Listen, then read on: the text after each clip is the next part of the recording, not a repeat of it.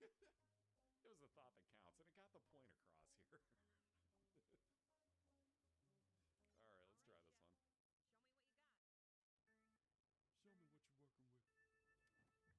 Show me what you're working with. I'm sorry, that was mystical. Don't mind me. Shake that ass.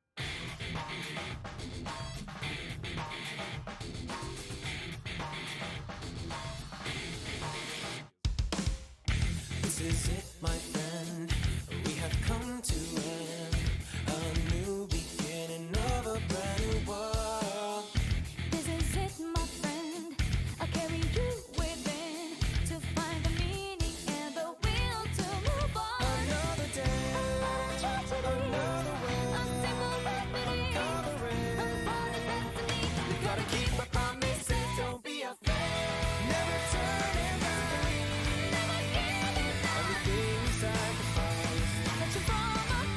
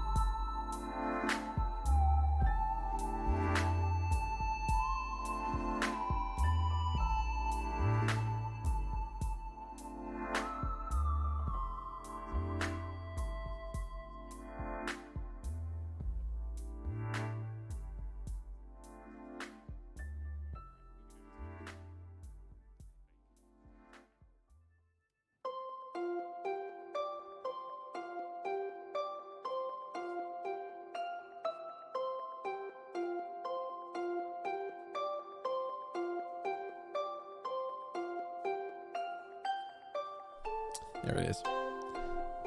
I even knew it was going to happen. I just didn't know when. Hello, people. How's everybody doing tonight? 7th the second here. You guys are having a wonderful Monday. Hey, Ronderix, how you doing, dude? Oh, man.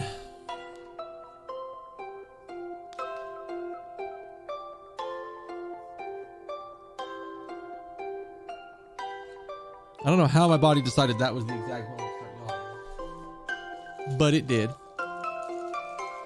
You would also think, you know, you've probably done some prep for the start of the stream. You'd be wrong.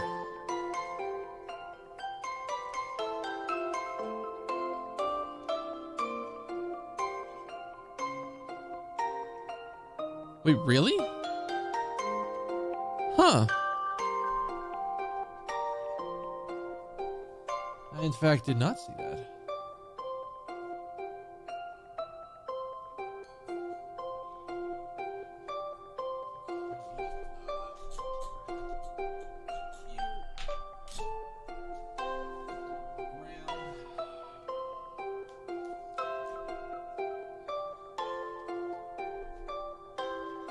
I had to start putting my capture card away because the cats have learned how to get on my desk.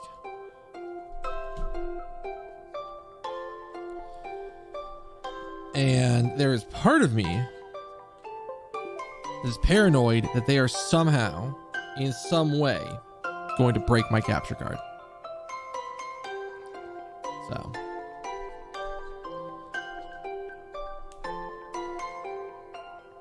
Oh, I guess I'll just talk about this. I don't have it configured for stream yet, but I do have my solution to play Ace Attorney Investigations 2 all cranked up and ready to go. So we're good there.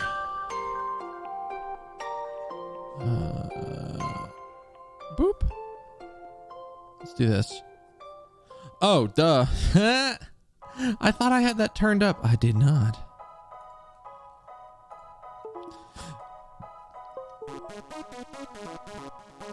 Let's try this one more time. And then a flippity. A flippity. Excellent. All right.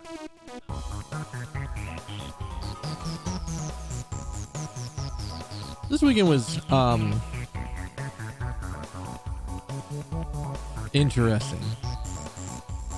I spent a lot of time doing things for Pathfinder games. I finished basically the rest of the prep for the Pathfinder game I'm running on Sundays, because our next session is supposed to be this Sunday.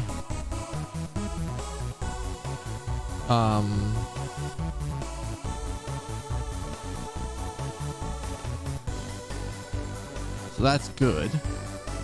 That's taken care of. I basically have most of the book. Actually, I think I have the rest of the book. Book 4 specifically planned out and ready to go. Like, as in, like, the creature tokens are in, all the monsters are in the right places. So I'm probably gonna spend Wednesday taking my time to go through everything and start, like, making sure that I definitely understand, at least through the first part of the book, all the encounters.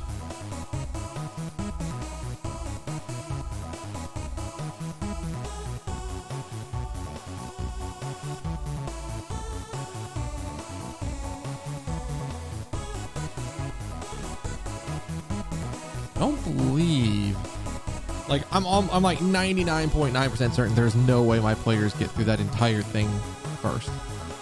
But if I get more, if they somehow get past that first part of the book, we'll go from there. We had about 2 weeks off because of just the way things have been timed.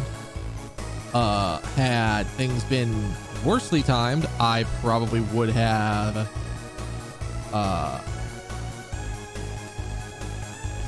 probably would have been a third week. But with the way things have worked out, I'll be good, because MomoCon AMV judging is happening on the weekend, not this upcoming weekend, but the following weekend, which is going to be good. And I'll basically be able to, I'm going to be ducking out of like every game I play.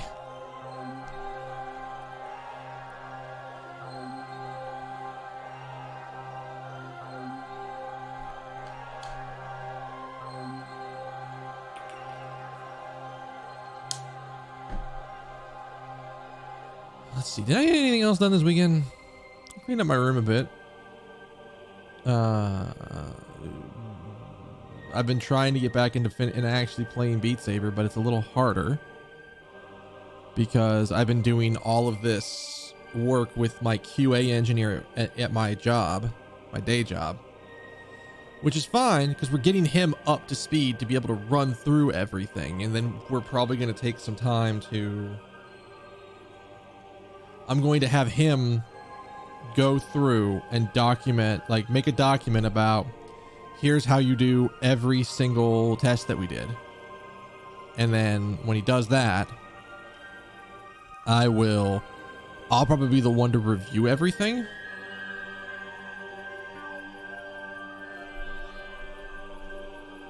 And we'll make sure that it's all good to go. Oh, good.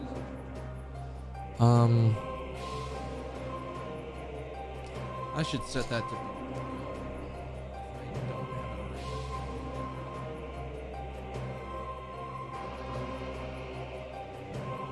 God, the storm today was insane.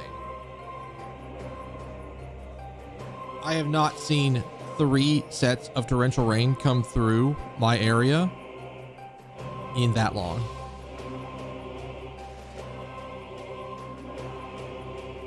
I'm gonna let this keep rolling in the background, and we'll check on it occasionally. I've been enjoying my time in the Disgaea Mobile.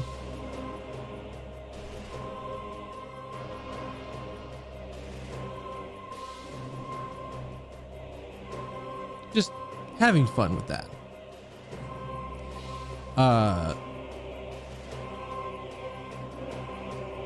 I'll probably take a look at that thing as it goes because I've got it. The thing I'm doing, I can autopilot it. I just let it roll. But no, I lost power in the morning briefly, and then I had a fun moment where I'm on a call with the QA engineer. And we've been talking we've been on calls for like a week, almost every day, just going over new stuff, things he doesn't know how to do. I'm showing him how to do it, and we've been hearing thunder every once in a while, and thunder can be picked up on my mic. That was the crazy thing. Like, it was loud enough that you could hear it on my mic. It's like, okay, sure. At one point, one of the thunderclaps comes in, and there is no buildup. It was just instant loud. And it also, like, caused everything in my room to shut off. Like, power was out for at least a second. And I just, like, as soon as it happened, I went, oh, fuck. Apparently I never disconnected from the call. So I just shouted, oh fuck, into the mic that my QA engineer was just listening on. And it's just like, oh yeah, fun. Oh, I guess that is another thing. Hey, guess what? I'm fully vaccinated.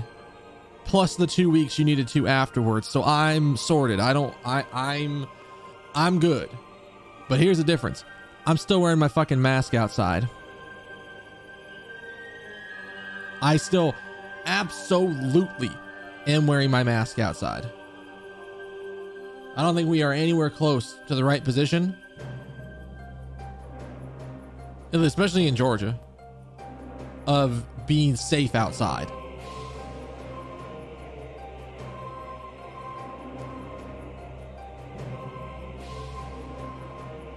And I also don't want people to question if I'm a fucking anti-vax, anti-mask asshole if I'm just not wearing my mask around and I just put it up later. No, fuck that. No. No. So, yeah. Otherwise, it's been a kind of quiet weekend. played in in the Tyrant's Grasp game. Almost lost a character. We did Monhun, so that was fun. I think we're almost to the point where we can go for the new stuff. We even tried a Furious Rajang, and that guy kicked our ass a lot.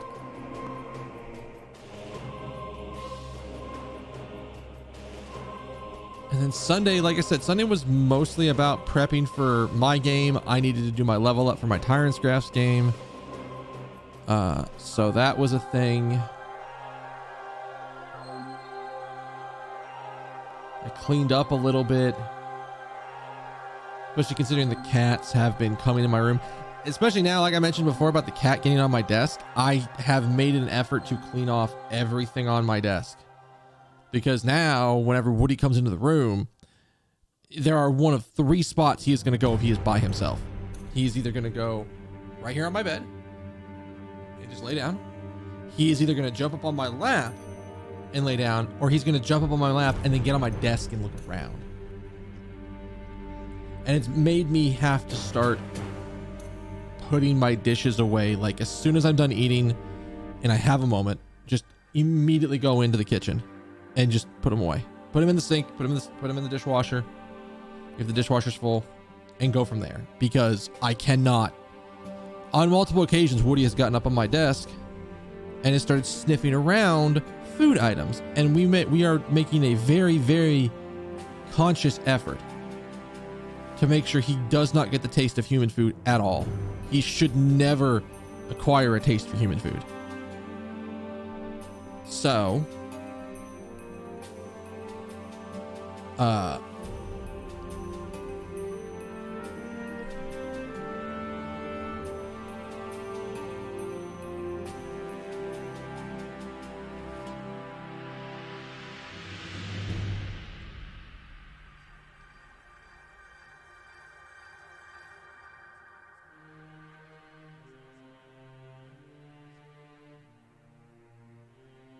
I had a brain fart there. I was like, I was gonna go somewhere else with that sentence leading into it.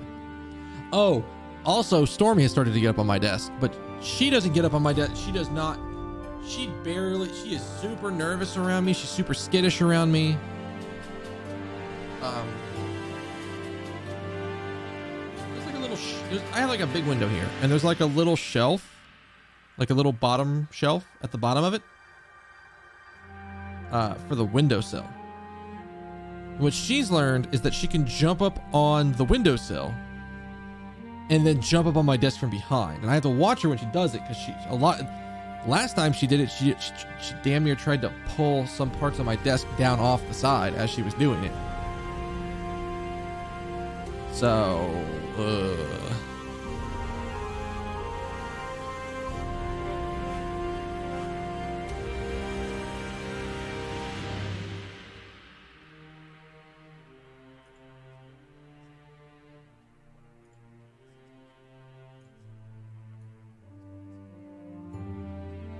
but I mean, they're cats.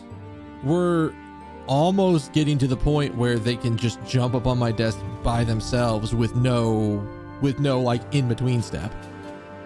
And once we get there, the next step is that they're going to be jumping up on our kitchen countertops, and we are making every effort possible to, as soon as we notice them doing that, instantly cut that attitude out, or cut that behavior out. We want them to see that the top of the countertops is not a place for the cats. It is not a place for them. So we're going to cross that hurdle when we get to it, but I feel like we're going to be getting to that hurdle pretty close. Pretty soon. So, that I've ranted for a while.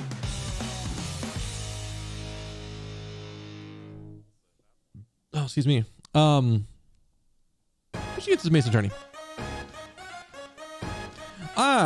Last time,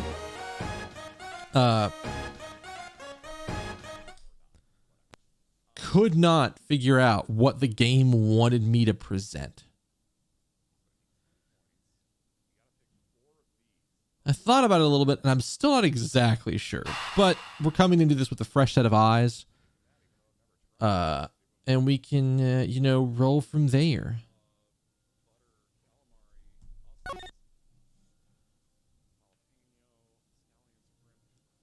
Oh, that's right. We had to roll back up to it. Okay, so we're going to power through this.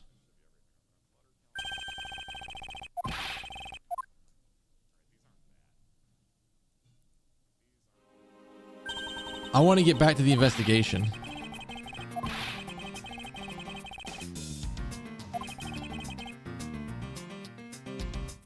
No, I need to. It won't take too long because I mean, we can just power through this because we sort of know what we're looking for here. So we found the second pendant.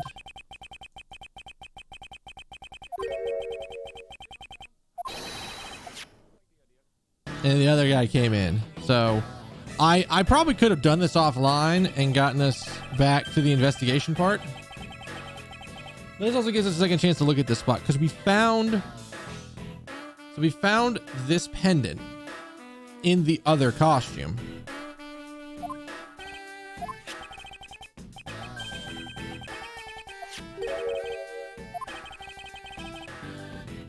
Hopefully we can do better than we did last time.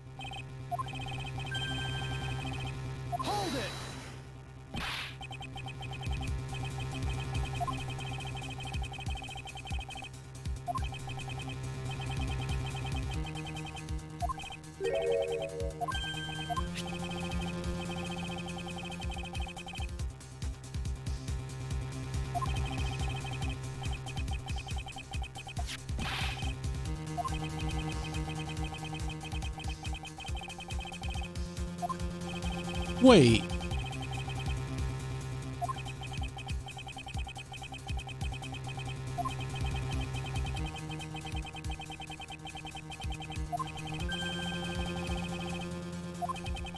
Wait. And was I might have been focused on the wrong thing. Is that the gun from the costume?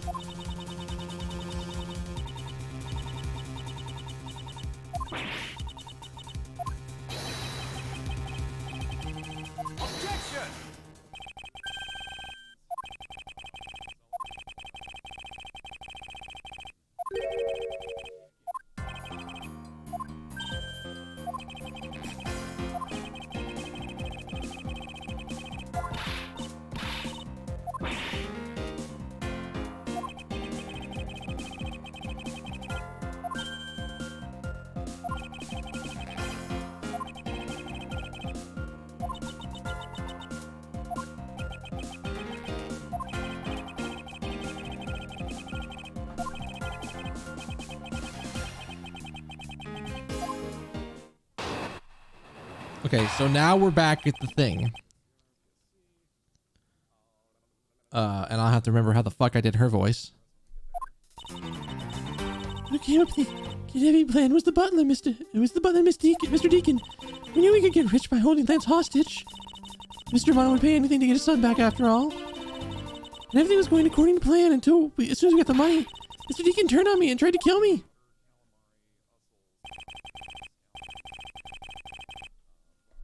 Are you satisfied? You just confessed to her crimes a second time. At least you have the guts to admit what you've done. I can respect that much. Miss Pops, is what you said really the truth? Yes, it is. Well, if that's the truth, it certainly isn't the whole truth. There's something that seems a bit too improbable in her confession. Do I have evidence for that? Is that gun a thing?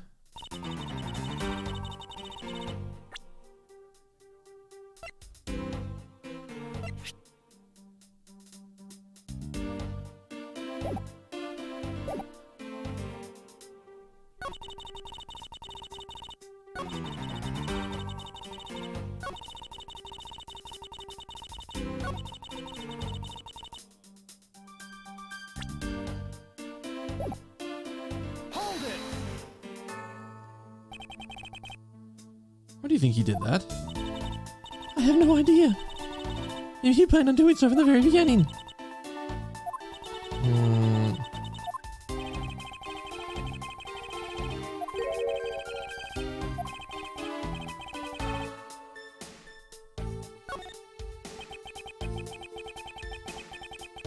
I'm sorry, but I don't think what you just claimed is all that likely.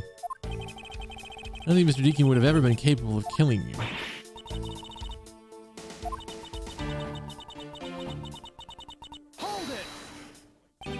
Is it what I think it is? Miss Pops, you really are clueless, aren't you? What do you mean? You never knew what your role in the kidnapping was, nor do you know who you really are. But I do, and I can show you with this piece of evidence. So, again, we're back at this spot. Is it supposed to be...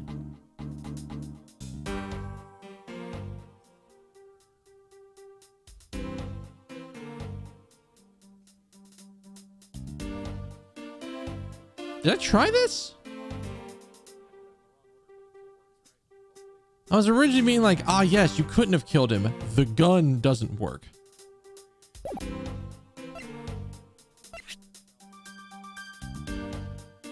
Take that.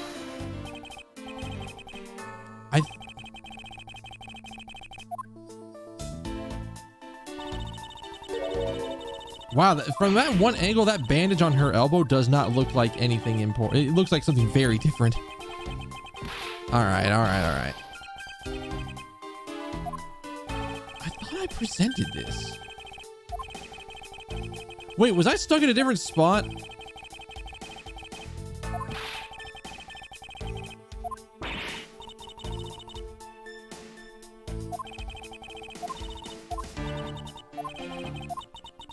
I might be thinking too far ahead. I might have skipped past this part already.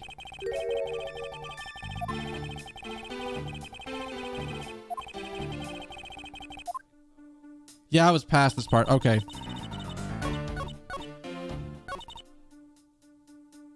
I think I have to go here. I think I have to ask her to do this. Raise an objection.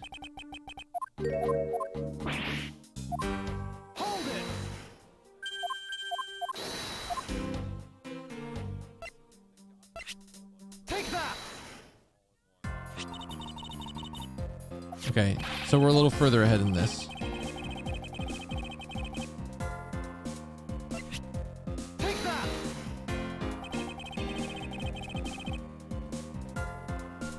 Okay. So I'm guessing it was the next investigation, and that's where I'm like, wait a minute, hang on.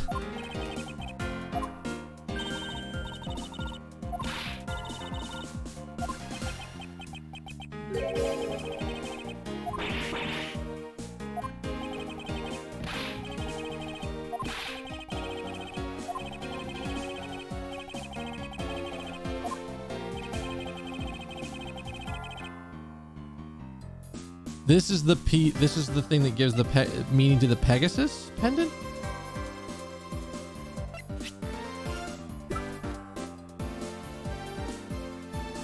Take that. Oliver Deacon was just an alias for this man. His real name was Colin Devoray. It's the name I asked on the horse pendant. Wait, an alias? Suppose he had to hide the fact that he was a felon somehow in order to live? It makes sense given what was written in Mr. Devoray's dossier. What I really wanted to point out was this. The specific section is what reveals the true meaning behind those pendants. Take that. Devery had a daughter, and her name was Lauren Pops. That's a lie. That person was not my father. He couldn't come out and tell you he was your father because he was in hiding. However, I believe he was trying to secretly watch over you. You still believe that a man like that could kill the daughter he was separated from? Or even such a man would allow his daughter to get involved in a kidnapping plot?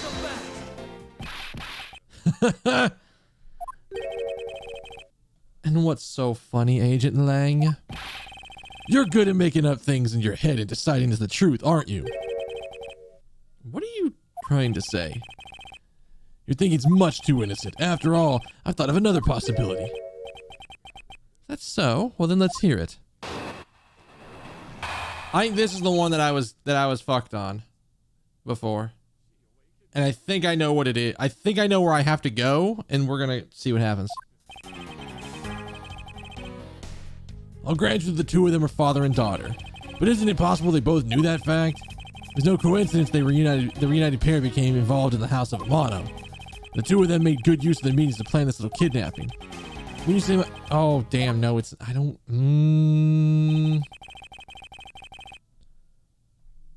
This is his version of how things might have been. You don't have any proof that either one knew of their true relationship, right? You mean they knowingly committed the kidnapping as father and daughter? That's right. One really rotten family. Is that really what happened? But take a long, hard look at the evidence. There's a thing in here.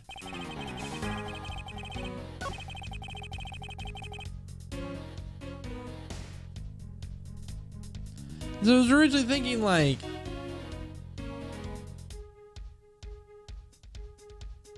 maybe he was the one, maybe he was using that outfit, the Bad Badger outfit for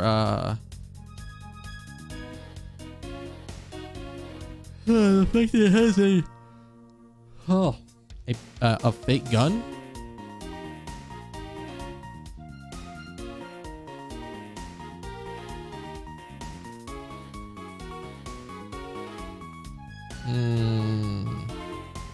Where do I show that? Hold it. Okay. Precisely, what father would ever willingly kill his own daughter? I've seen a lot of things in my travels, and I can tell you that being related by blood is sometimes proof of nothing. Hold it. You think they knew? Yeah, I don't think I don't think only the victim knew. I think the girl realized it as well. They both knew who the other person was, but they tried to pretend that they didn't. Because he was on the lam? You got it. The victim couldn't exactly go around flaunting who he was. Furthermore, Hold it. one is a butler and one is the friend of the son, you mean? They probably thought this was their best shot. Is that what you honestly believe? Of course. Hold it. You mean how they plotted to commit this crime as blood relatives? Can you think of a better partner? Certainly a clever pair. Butler and the girlfriend. No one would ever suspect that they were, in fact, family. Yes, from the very beginning, they painstakingly practiced those roles well. Hold it. I believe you're being a bit too overconfident with someone with no evidence. Am I? Because I don't see you present any evidence to the contrary. Evidence to counter him. We're stuck at a draw. Agent Lang isn't wrong. His scenario is almost certainly a probable one. You better hurry up or something. You better have him do something. Laura's gonna wind up looking really bad. I know, but first things first. Is Agent Lang's line of logic factually correct? The two of them really knowingly commit the crime as father and daughter. Okay. This is, I think, the part where I was getting fucked on.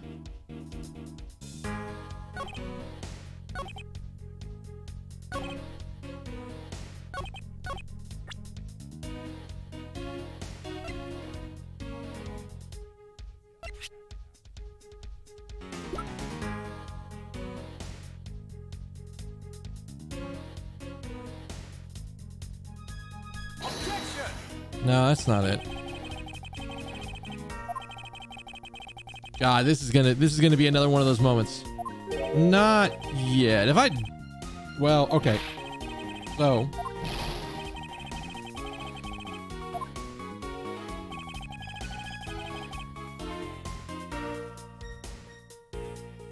I forget. In these games, can you save and not suspend?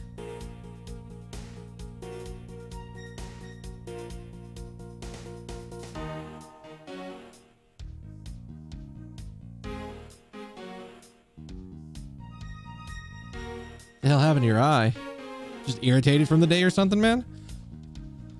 Allergies kicking in? Ugh.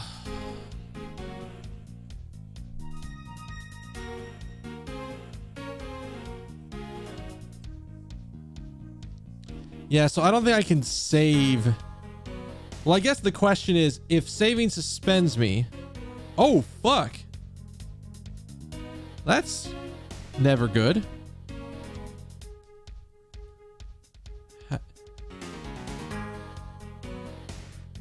That sucks a lot, sir. Shit. Sorry to hear that. That's one of those things just like, well, fuck. My entire weekend is ruined. And probably at least a day or two afterwards.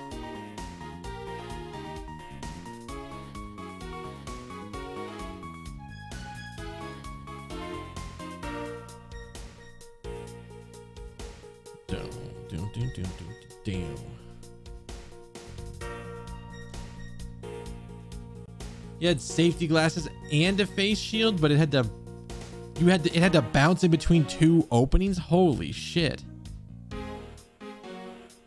It's only a flesh wound. Okay, so it's nothing super terrible.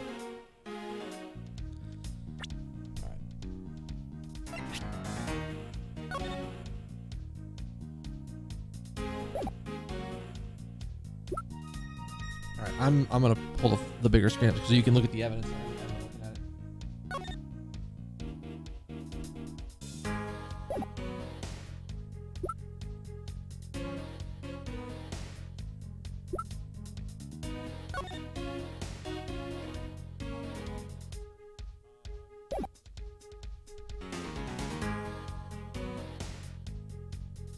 It's just shy of 1/8 of an inch. Oh, okay.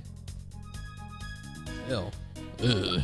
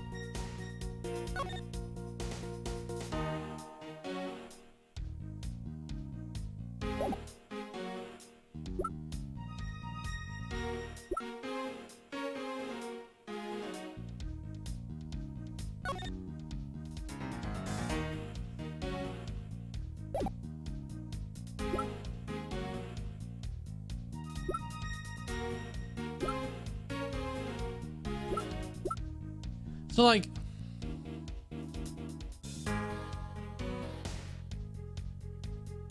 it's still pretty big for something that goes in your eye. Oh yeah, definitely. It's just like, thankfully it didn't go too bad.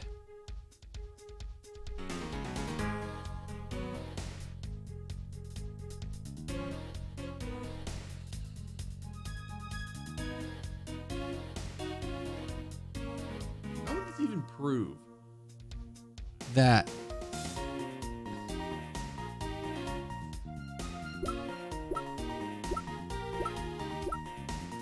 Where's the other direction?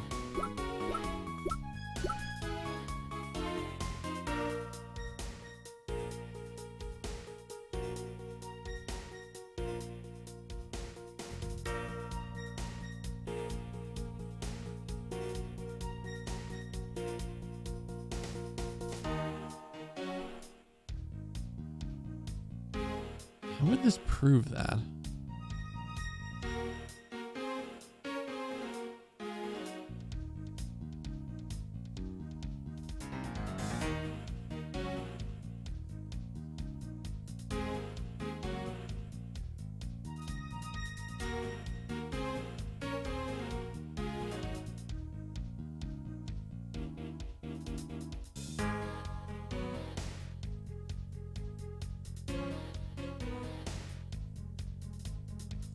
So originally, let's go with my let's look at my logic here. Originally, we were looking at this and going, okay,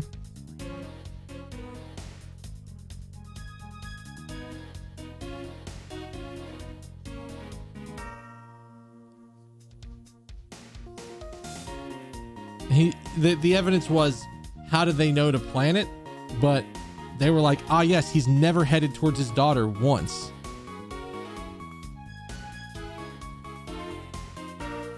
Wait, is that the thing? Hang on. Didn't he say something specifically about them spending time together planning this?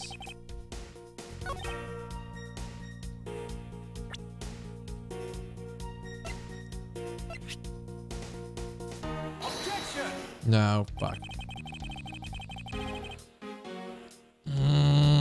I really don't want to go through this again.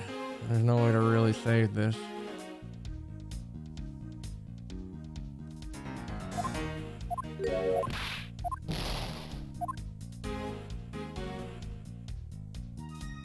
I mean, you didn't miss much when I didn't flip the fucking screen. Whatever.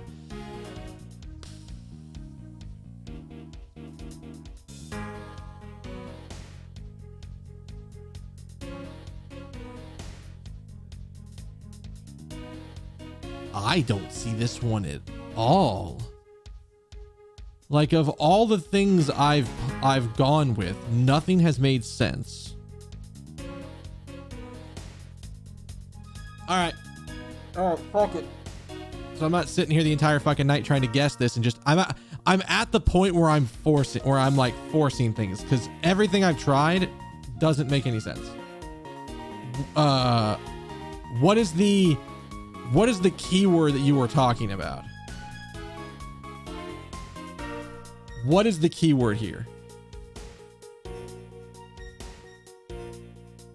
You know what's dumb? I've probably thought of it and just didn't try it, even though I thought and probably just was like, ah, I've definitely tried this thing. Yeah, I remember you mentioning that keyword too.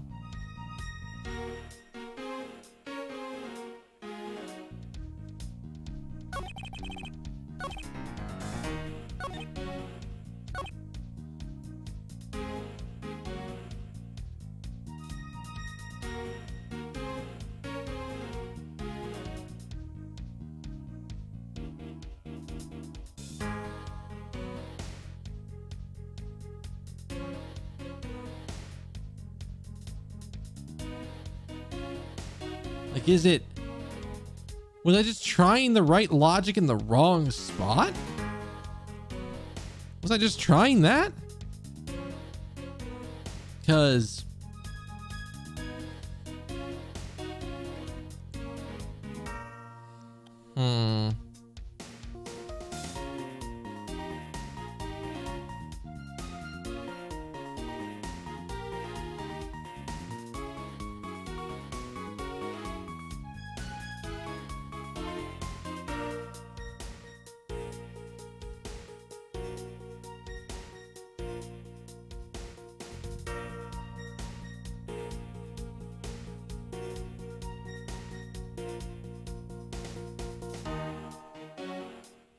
did I not try this?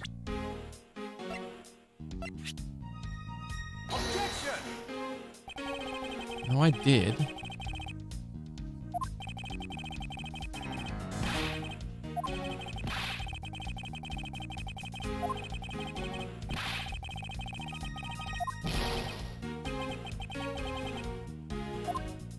Like, what?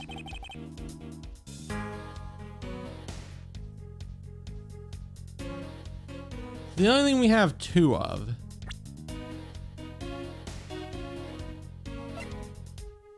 is the wings. Technically, there's 2 wings on that pendant.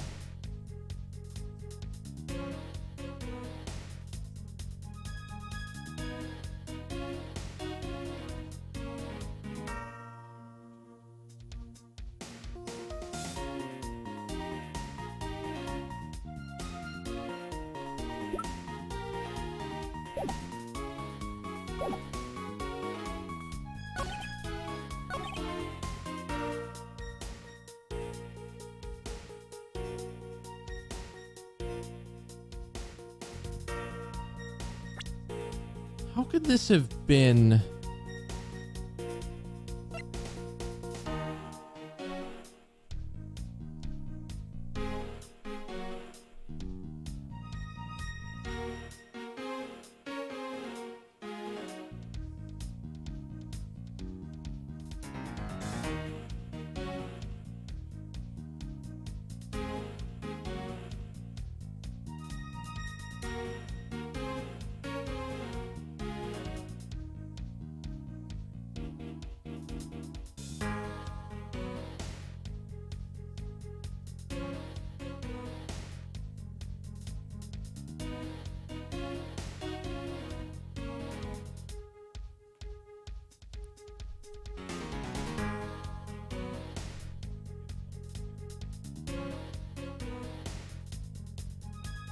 Okay, so I was thinking this earlier. Is it? No, it's not the fact that we currently have 2 guns. Technically, I'm gonna fail this shit again because I have no clue. Again, I'm at the point of pressing state of just like constantly just throw every piece of evidence at it because nothing currently makes sense.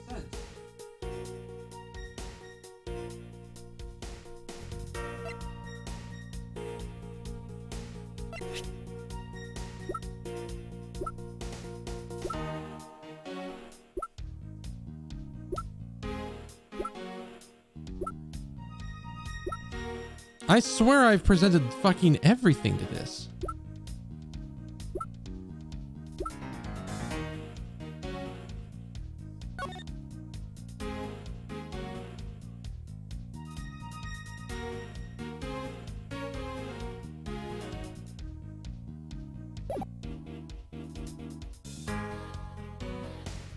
Doesn't like.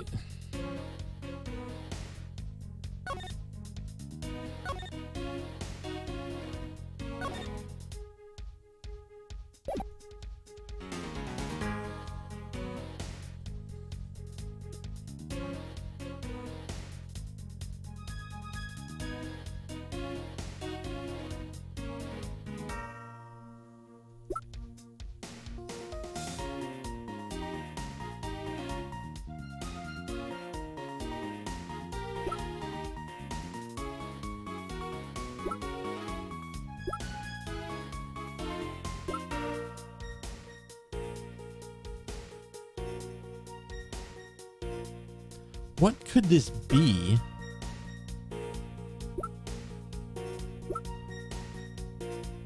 Like, it's not the wings.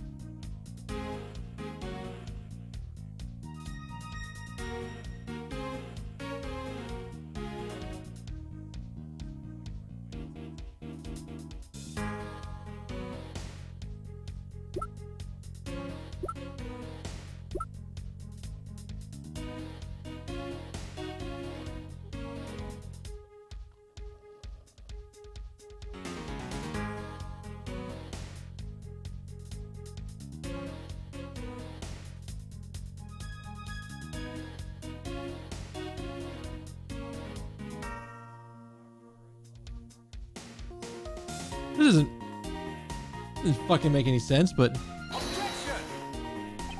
I was like, well, if they planned this so meticulously, why the fuck is there a state? Why the fuck is this thing exist? But no. Okay. All right, that's it. I'm out. I'm done. I don't know what it is. Tell me. Just fucking tell me. What have I fucked up? What have I not understood? What fucking obscure ass reference am I not getting? Because at this point, I'm going to game over again and I just don't care.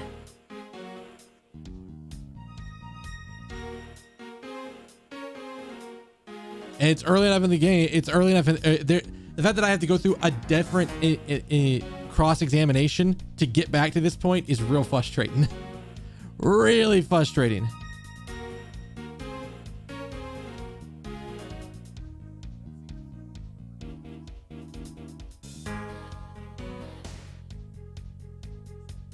Like, this is the point where I'm like, all right, I'm going to go look it up.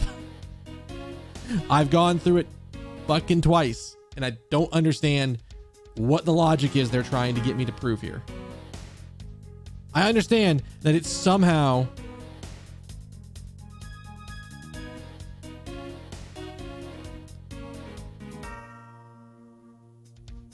so I had kind of the right idea at the last second. It's just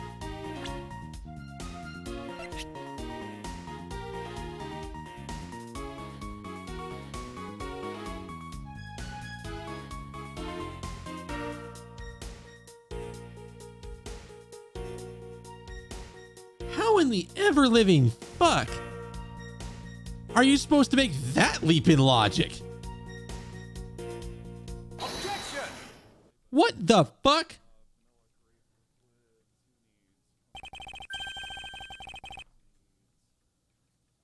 That's okay. We have so much evidence to prove the contrary that it, or to prove that, like, yes, they didn't know, they never interacted with each other.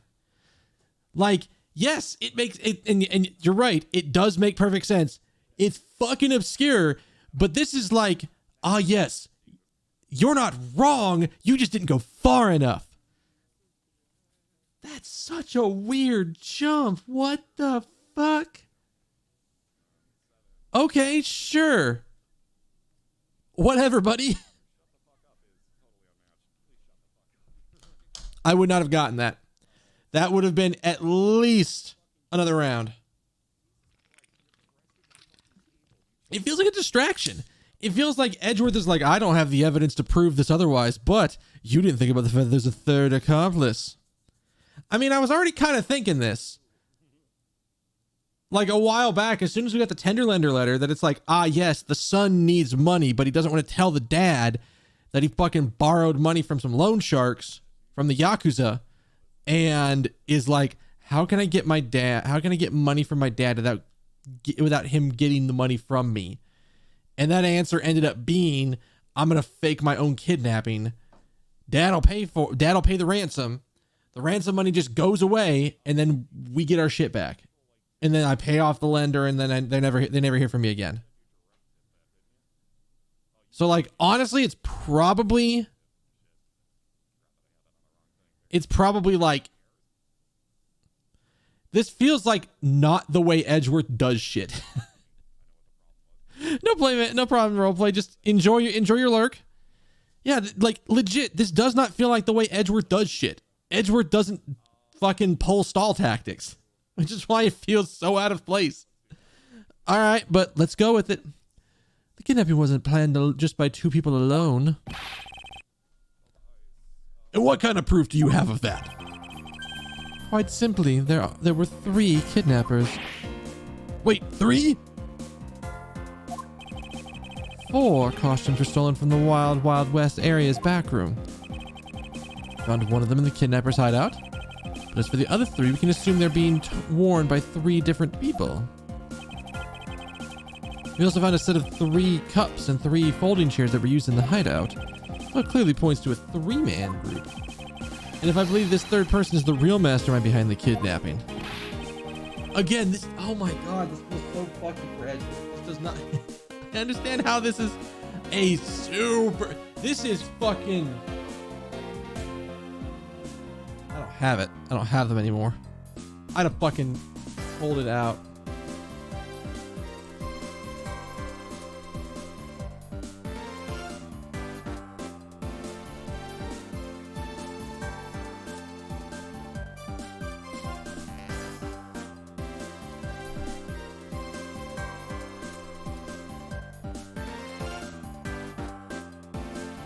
Is this the right thing? This is the right thing? Because this is what it feels like. Okay, that's gotta be way louder, but... Long,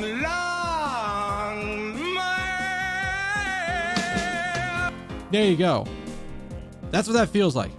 That's what that feels like right now. That is the longest stretch I have seen Edgeworth make in a long ass time.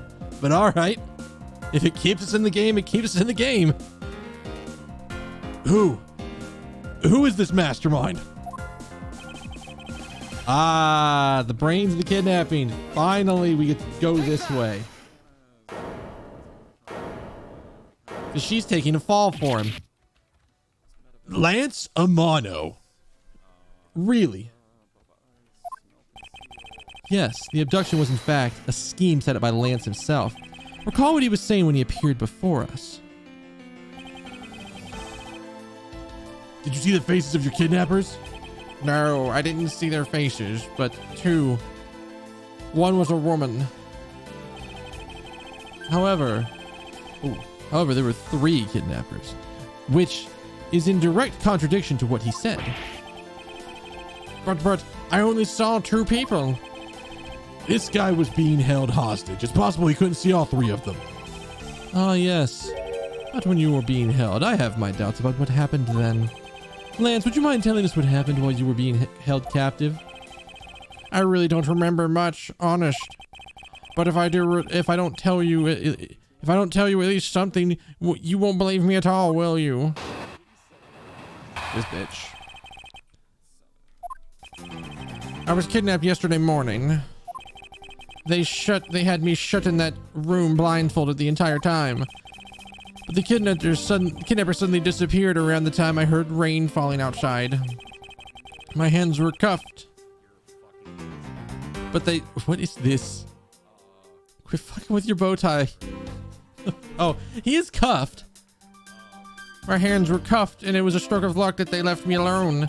I made my escape and ran from that room as fast as I could. How did you get out? Through the underground passageway, I presume. Are you okay? What's wrong with you? Sorry, I really didn't want to recall that horrible ordeal, but now you believe me, right? No, not quite yet. Ah, how can you not?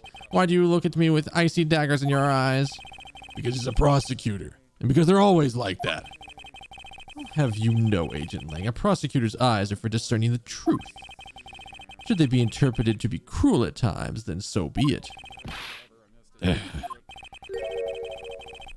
There's a sticking point in Lance's testimony. Let's see what he offers up when I push a little. Okay. Hold it! Can you tell us about when you were abducted in a little bit more detail than that? It was a strange morning. It felt like I was right in the middle of a great calm. And where were you when you experienced this, calm, you say? Our family garden, of course. Where else could it have been? Well, excuse me, princess. Child's... I'm not reading the rest of it. That's the only line you get. Excuse me, princess. I was out taking a walk to shake off the morning blur. Then out of the blue, someone from behind clamps a hand over my mouth. You didn't see your attacker? They must have used some drug to knock me out, because before I knew it, I was off in La La Land again. When I woke up, I was in the kidnapper's hideout already, all tied up.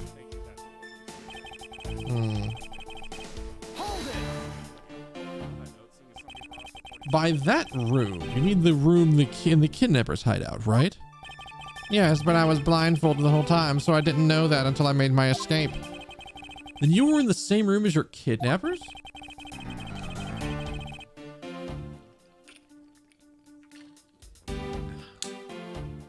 They spoke in hushed tones, but I could catch bits of their conversation. It was definitely 2 people, and one of them was definitely a woman. I was so scared, I could tell they were nearby, so I didn't dare make a move. Hold it! kidnappers disappeared? The room fell into a sudden silence. I had been left behind like an unwanted mutt. What do you mean by unwanted mutt?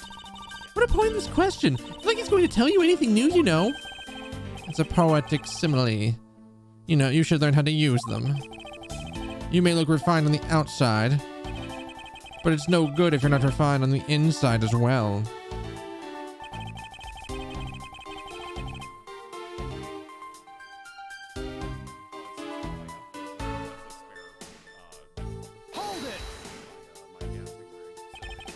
Then those cuffs on your wrist, I suppose you are still cuffed in that case. I am well aware of how I am chained to reality. Couldn't find the key, so I'm afraid I'm stuck like this. Even though I escaped from that jail cell, I will forever be a prisoner. Why is he peeking through his eyes? I mean, my escape and... How did you manage to escape?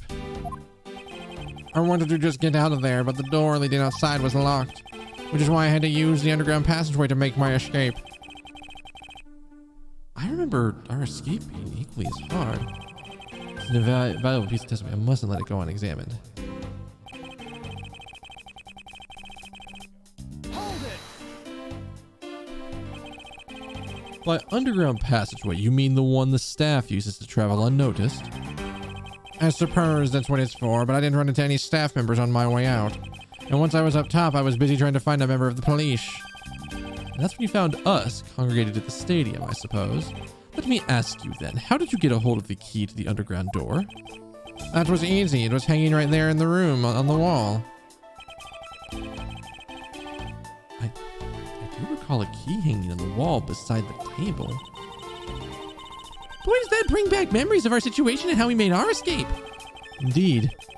Although the door in the floor of our room led to an underground room, the door in the floor of the room next had a secret passageway.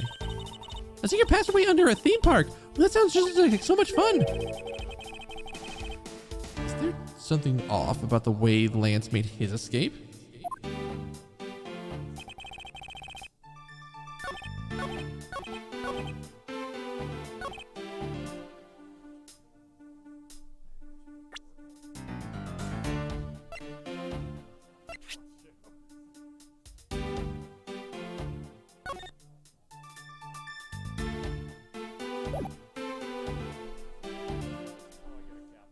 You don't have any other evidence for anything else, right? Because my first thought is, okay, like, if you got the blindfold off of you and you looked around and you found the key and everything, you would have easily seen that the door to the thing was just jammed. Objection! Yeah, that's my immediate problem with your statement, sir. You say the door leading out was locked, but was it really?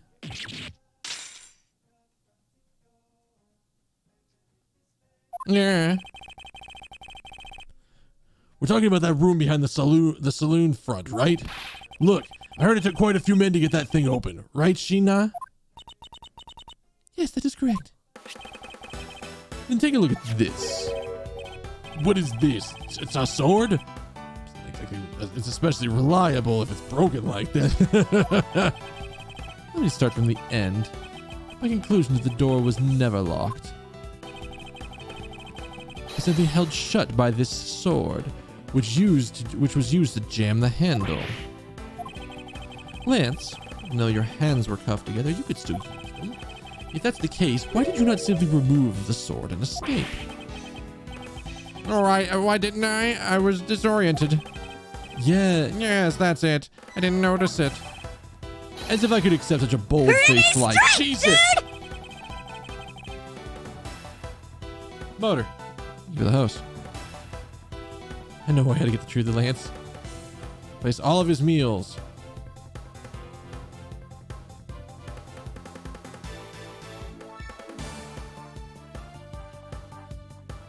I've seen some cursed shit in my lifetime. That's up there. Roderick, that's absolutely up there. What is this? My God.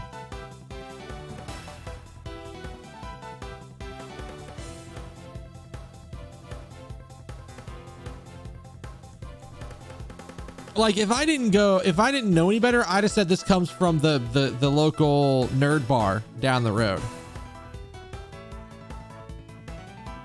They've done things with flaming hot Cheetos before. They have a lot of things actually with flaming hot Cheetos involved in them. So I'm gonna just copy and paste that.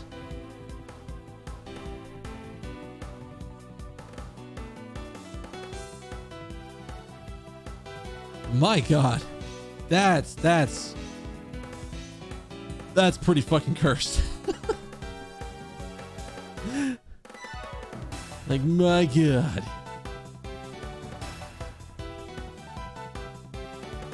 You locked yourself in that room because you had to make yourself look like the victim.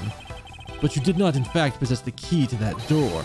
That is why you used the prop sword to improvise and create a prison of your very own. You've been making this guy out to be one of these kidnappers for some time now.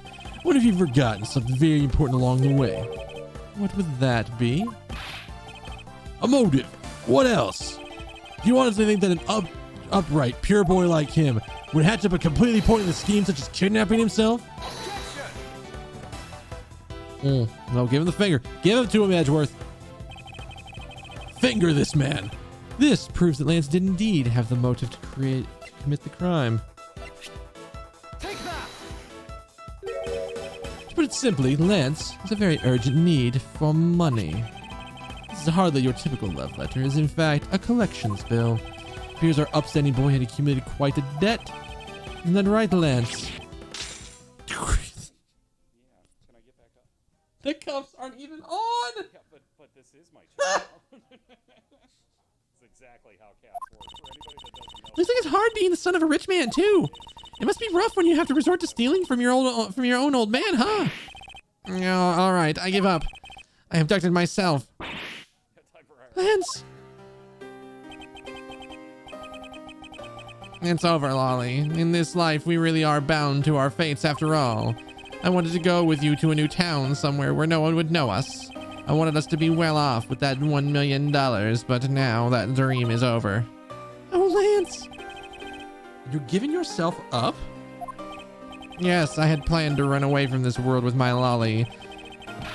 Oliver even helped us with the plan, but then he had to go and stab us in the back. He turned on you? Maybe he didn't want to split the ransom money, but that's my guess. It happened almost right after you made the drop-off. When we were alone, he suddenly attacked me. After a brief struggle, I was able to contain him and keep him under control. We left him inside that room as Lolly and I made our escape. We wore different costumes and split up. Lolly went first in the Blue Badger costume. I mean, the person that I saw, that Officer Meekins saw, was Miss Pops. But right then, the old man just had to wake up. I was careless and he tackled me pretty hard from behind. Then Oliver put on a Bad Badger costume and took the suitcase with the $1 million and ran. I contacted Lolly right away and warned her that he had a gun. They had no idea they were related, so I thought that it could only end badly. I don't believe it. That person's not my father. Because if he was, I killed my own father. Lolly, then it really was you? I don't believe this for a fucking second. The man was not my father because, I mean, at the stadium, there was a Bad Badger pulling the suitcase with $1 million in it. But that badger pointed his gun at me, aiming to shoot me dead. That's why I used the gun I got from Lance. It was a gunshot and the other person crumpled to the ground. And I ran, scared for my life.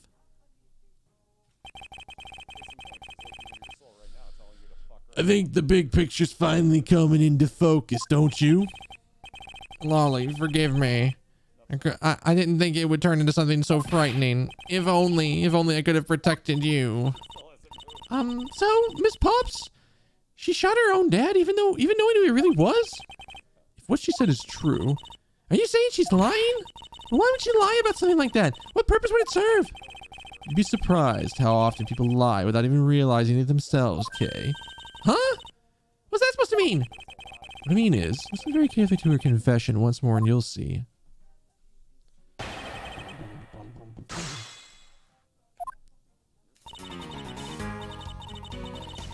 Hold it! Please calm down and let's talk slowly through this. But all you have to do is simply tell us what happened at the stadium. Leave it to us to search out the truth. Can you do that for me?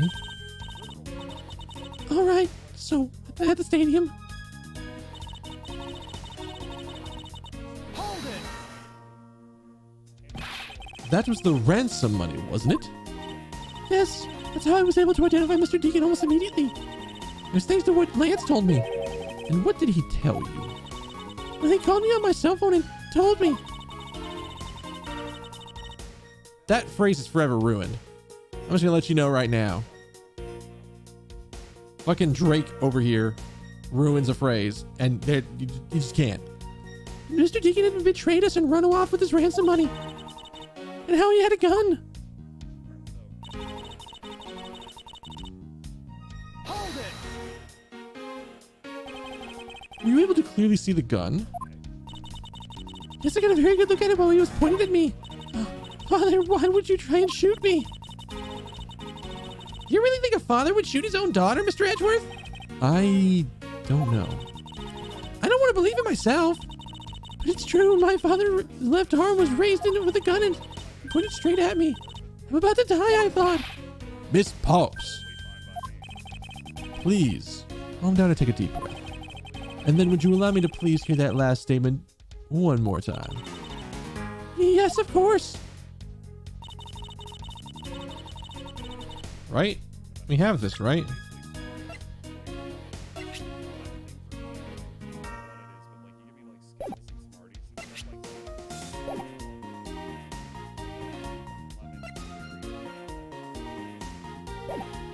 Yeah, this is the fake gun.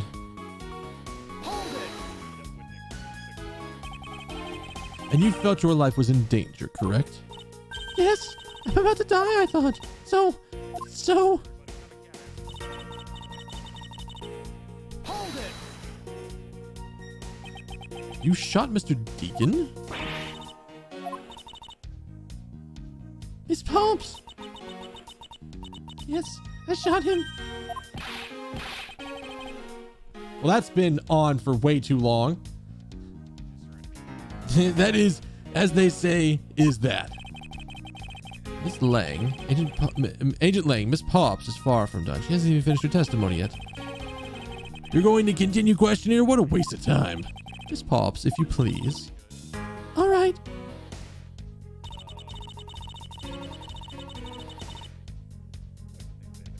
Hold it! Did you take off immediately following the gunshot? Yes. And you didn't attempt to approach the victim at all after he was shot? But I was scared. I don't blame you. I'd have done the exact same thing. Poor Miss Pops. What will become of her, Mr. Edgeworth? She seems to be telling the truth regarding what happened at the stadium. I don't believe her to be absolutely correct. Listen very carefully to her confession one more time and you'll see. All right.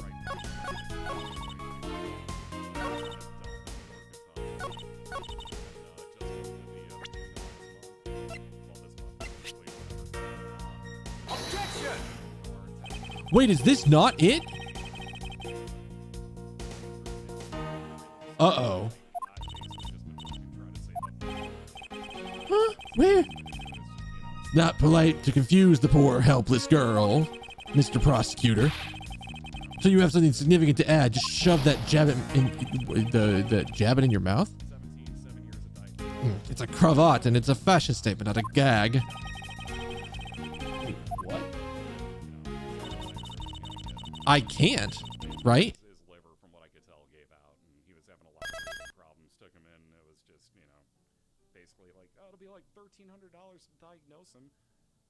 Yeah, well, I don't have that, and like even at that point, they flat out warned me. They're like, you know, there's a pretty good chance that he won't make it through the anesthesia. Will it keep the save point? I don't know if it's a save point or if it's a suspend point. I mean, either way, we've done it. If I have to fucking undo it again, I'm gonna be annoyed, but I'll power through it.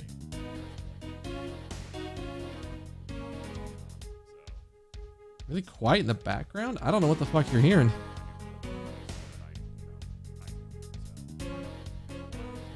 Oh, I know what you're hearing. I didn't realize that was still up. You probably heard it. Oh, because I cranked up the volume for Long Long Man. Oh. Okay. So I had a stream that I was watching earlier.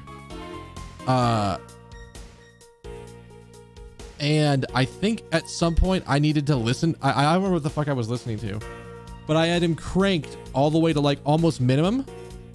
Oh, that's what it was. I was swapping to a different stream, but I didn't want to mute it because that causes, you don't count as a proper viewer that way. I didn't want to like take away a viewer from the guy. So I put it at minimum, but I forgot about it. And I just, as soon as you said that, I was like, what do you mean? There shouldn't be any talking going. And I looked up and I can see a stream tab playing with the sound icon on it. So yeah. All right. I said he pointed the gun.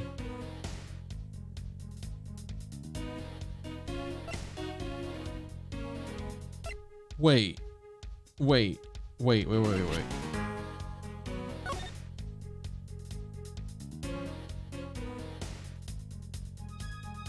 Bad Badger doesn't have a gun in his left hand.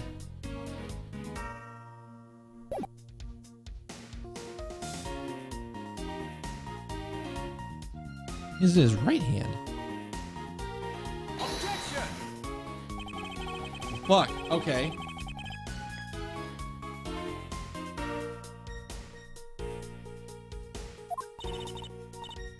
Actually, I can't. Oh, fuck. Ezra just got shown up. He's laughing pretty hard at you, Mr. Edgeworth. Yes, I know. I refuse to allow him to ruffle my feathers.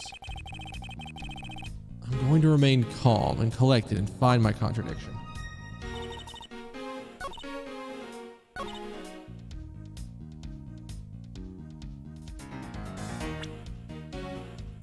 was originally going to say something about this.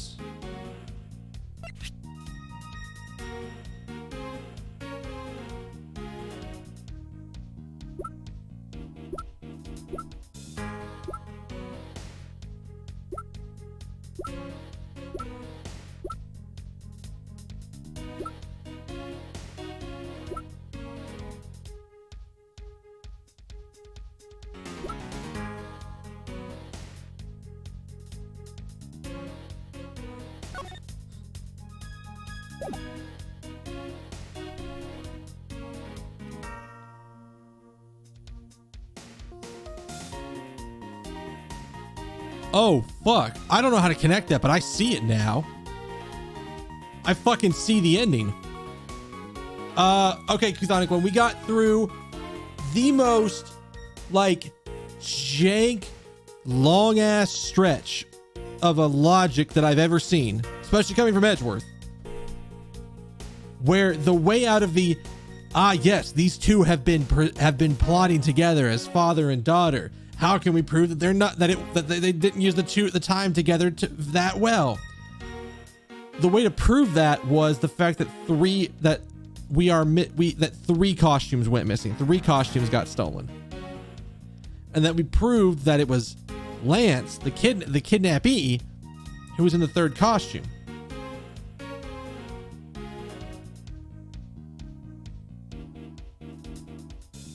So here's what I'm thinking happened.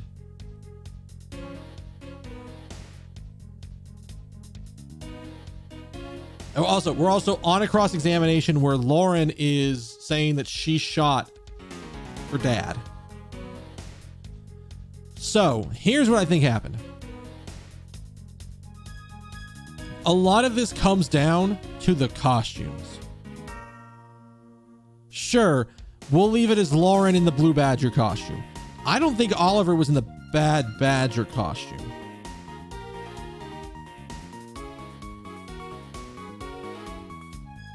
In fact, I'm not even sure that where we think Oliver died is where he died. I think we were shown an elaborate setup. Specifically because what I think happened is that Oliver was in the wrong was not in the costume that he thought. Lance killed him somewhere else, not in the stadium, not where we think he died. And then he gave Lauren the Bad Badger's gun. So she had a gun that had a blank in it. Lance, in the costume that she told Lauren about, that, damn, that's 2 pieces of food that got unjammed from between my teeth. Lance told Lauren that Oliver was in a different costume. So she ran off after him. Lance stayed where he was, got into the costume that he told Lauren that Oliver was in, and used the tunnels to get ahead of her and meet her at a spot, meet her at the stadium. He then had the rolling suitcase, which, as far as I know, we have not found. Pretended to be was up on stage, pretended to be Officer Deacon, pointed a fake, maybe a real gun at her, I don't know. Pointed a gun at her, and so she shot who she thought was Oliver, but was actually Lance, who just pretended to be shot and just crumple. And then after she booked it and left, he stood up and walked away. But more than likely, by that point, Oliver was dead and probably sitting in the garage for a long time. I don't know how long. I don't know how the fuck we're going to prove that. But I'm thinking that's the route they're taking me down. And if that's the case, this motherfucker. I have a feeling that's the way they're taking us down. But I'm not sure. I don't know if I have the evidence to prove it yet.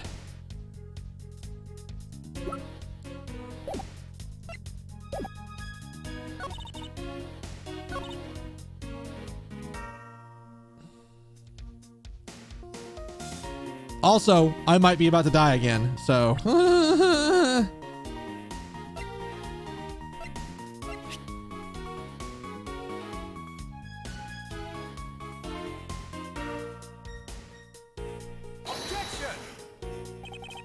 Because I don't know how to pass this point. Because this is the thing that we specifically got added by pressing her. To me, it's got to be this spot.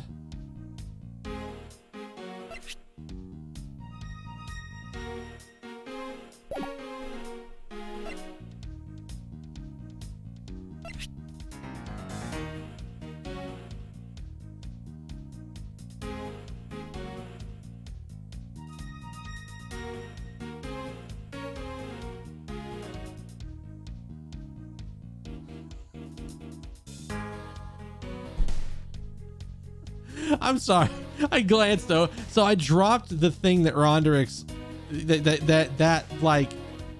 that image you shared earlier in a Discord with some of my friends. And I got 2 reactions. One was, that's the foulest thing I've ever laid my eyes on. Thank you. The other one was, BRB, I got a shit out my mouth. It's just like,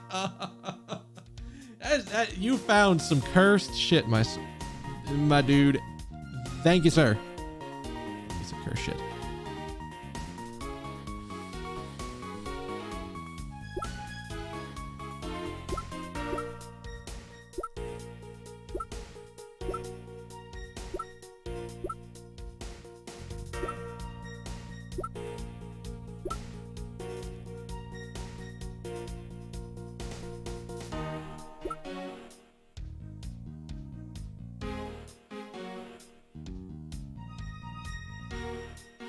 Whoever that was, thank them. My God. I will be spreading that around and showing that to way too many people. That is definitely a thing that's gonna be shown to be like, you want to see some weird shit? Here you go. Have some weird shit. I really hope my save point works, because I guess we'll find out here in a second, because I thought I pointed this.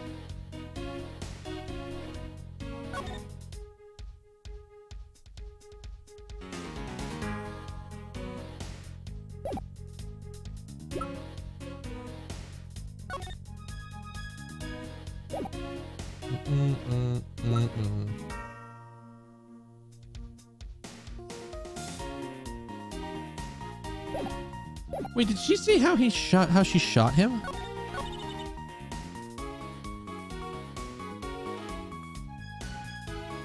Wait, there was a gun? Hang on. All right, I saved earlier. I hope it's going to save my ass. I don't know, but we'll find out right about now.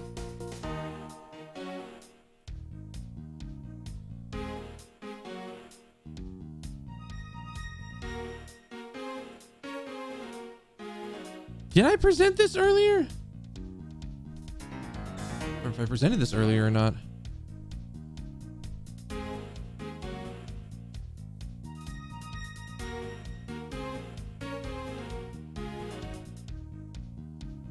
I don't know.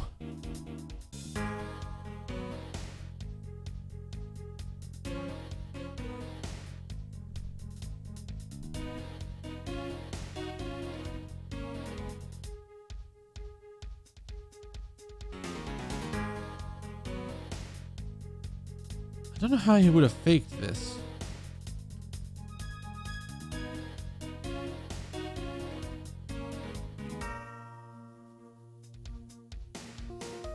All right, we're going for it because I can't think of anything else better. But it seems so weird that it's not the state. Like, it can't, like, that's the only thing that's stopping me from doing this here, is that it seems so weird that it's not the statement we got out of her by pressing.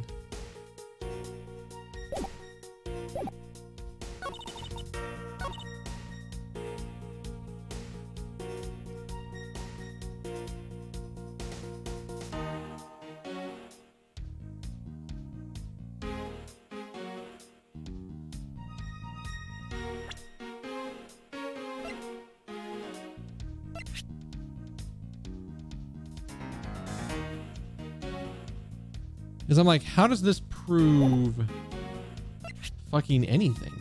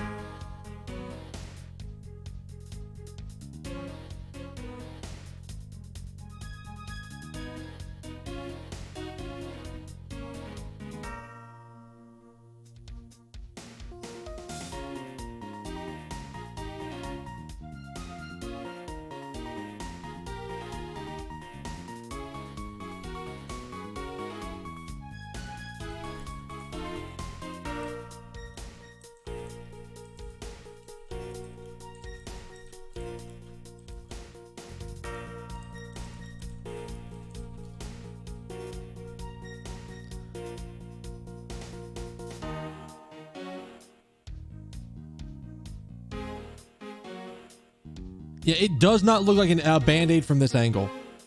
When her arm is bent like that, it doesn't look like a band-aid.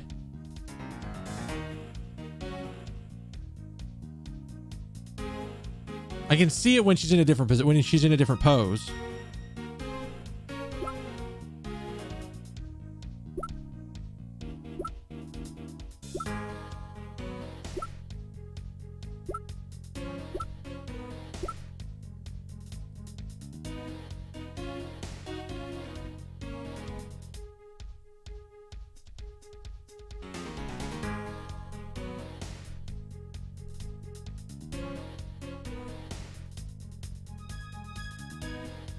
I mean, I've seen bandages like that are like massive.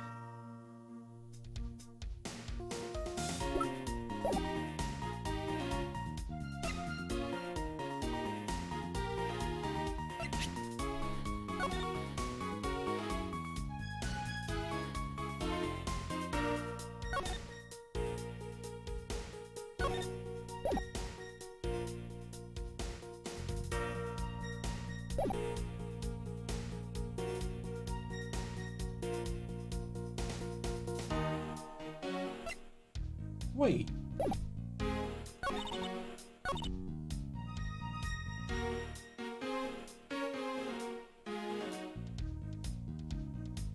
Wait a fucking second.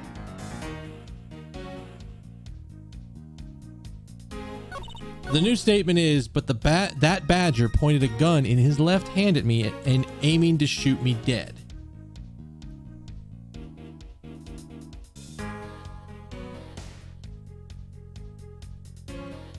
Here's the other problem with the statement. There's two problems, and I don't know which one to pursue. The badger... Hold up. Wait a minute. I see you down there, you son of a bitch.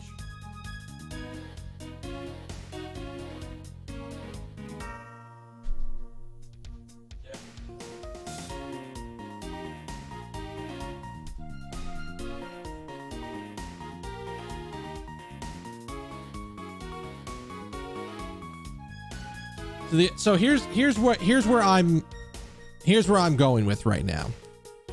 So the new statement that we got after presenting was, but that badger had the gun in his left hand pointed the gun in his left hand at me, aiming to shoot me dead. Now, here's the thing we know about the bad badger. Supposedly, we can look at it and see the bad badger from his photo.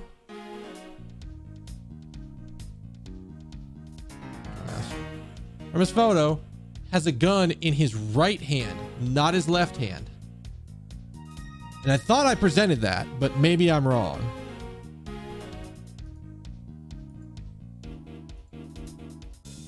So we have that piece of evidence.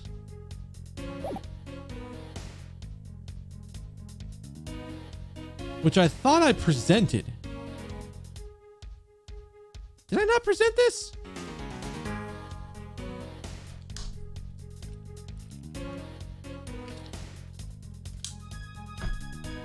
Did I not present this?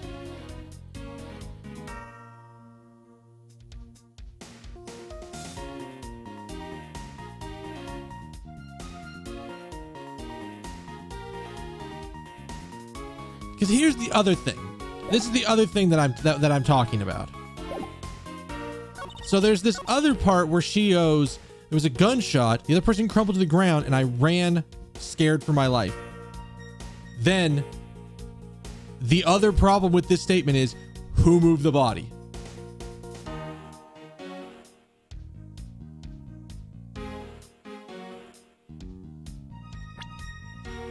I'm almost certain I presented the thing the other way. The body was moved. If she ran for her life, who moved the body?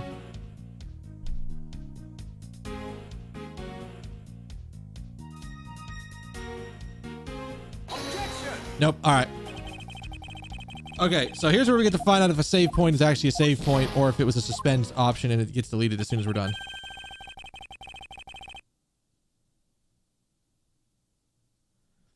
It proves that she's lying about it.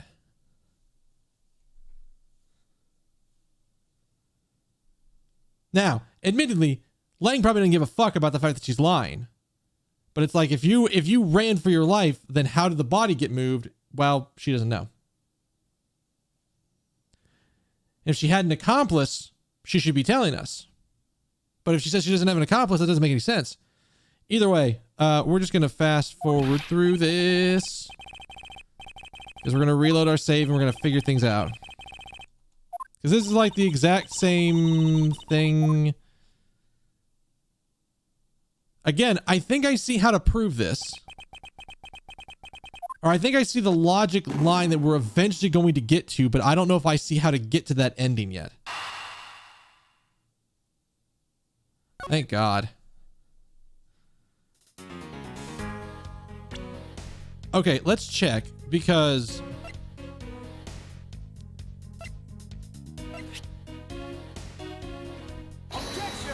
it was not this because we tried this.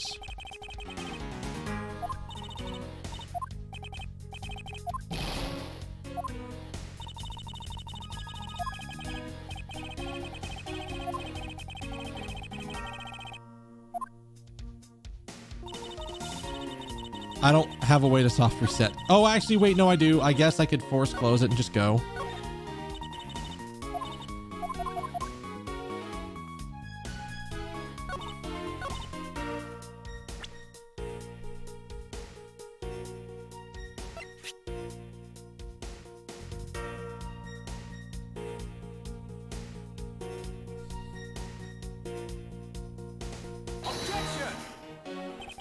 I was thinking maybe we're like, why would you think he has it? Like, that doesn't make any sense. I don't know. Like, it's gotta be this.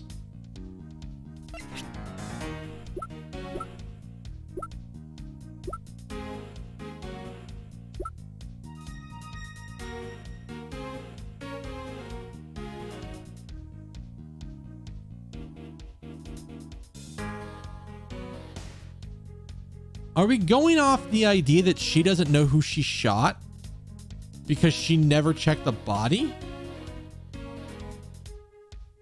I mean, I can just force close the app and do that if I need to. I don't know what the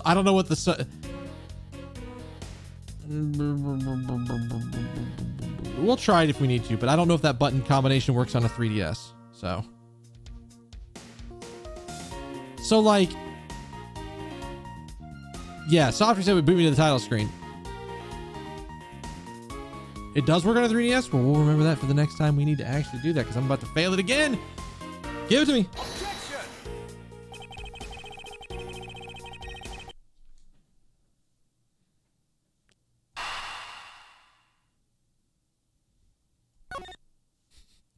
Told you.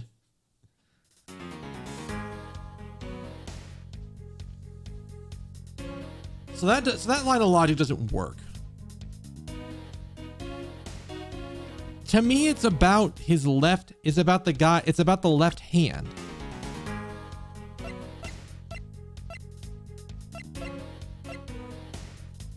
Wait, this motherfucker's right-handed.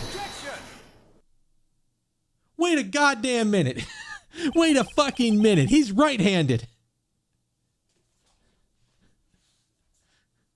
Excuse me? Fucking excuse me?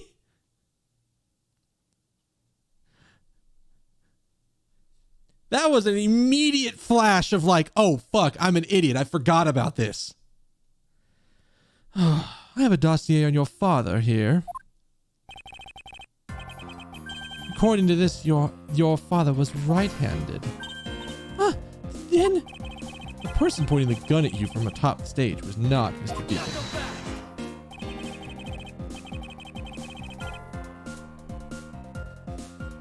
Just, God damn it. Hold on there, Mr. Prosecutor. I think you need to take a refresher course. The Bad Badger has a model gun attached to his right hand, which is why the only hand he could have held the real gun with is his left. Isn't it possible they went down like that? Agent Lang, were you paying attention to what Miss Pops was saying? Then again, I suppose I can't expect someone like you who has never set foot in a court to catch it. Enough with the smugness. Out with it already. I don't think you understand. Smugness is my business. It is my calling card. Miss Pops told us earlier. There was a Bad Badger pulling the suitcase with $1 million in it. According to you, the Bad Badger had his gun in his left hand. Hey, Daedalus. How you doing, dude? Welcome to the not court. Badger has his hand, the gun in his left hand, and then he's pulling the suitcase with his right hand. Is that correct, Miss Pops? Yes, exactly. And I'm sure it's the Bad Badger. He had those huge sunglasses on his face.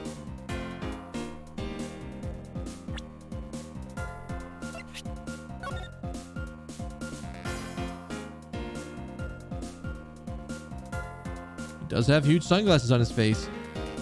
But the question is, lady, was he wearing pants? What color were his pants? I have to ask, what color were those pants? But wait, if that's the case, even I can see there's a huge contradiction. Yes, Miss Pops claims to have seen the Bad Badger, and yet the Bad Badger had both of his hands full. This piece of information contradicts the others to the wrong.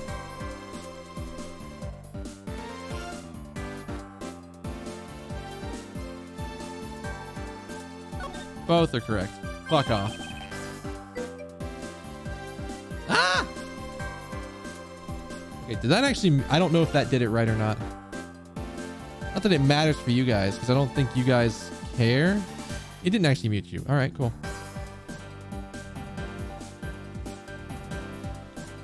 So what was the logic? It was like, which one of those items is incorrect?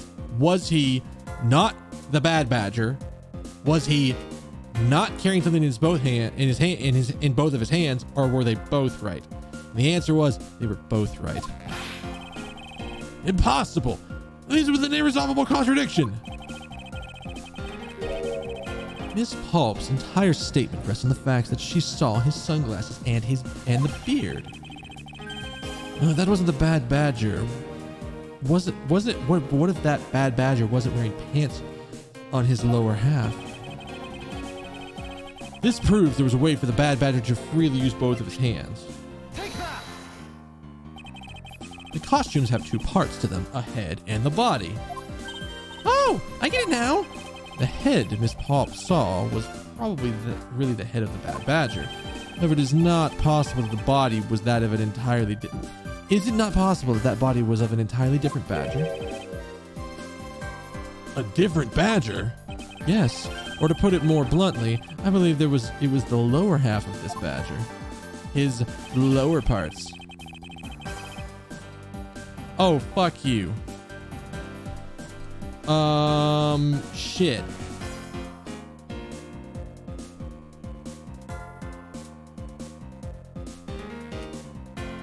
I literally killed you. Why are you still there? Vacuums like a motherfucker in this room. I'm gonna have to go deep with the vacuuming. Cause I keep seeing one ant. Just one. And I kill it. And then like a day or two later, I find another ant. And there's no open food in my room. I vacuumed very recently and thought I got really deep in with the vacuuming, but apparently not deep enough. And I also have no idea where they're coming from either.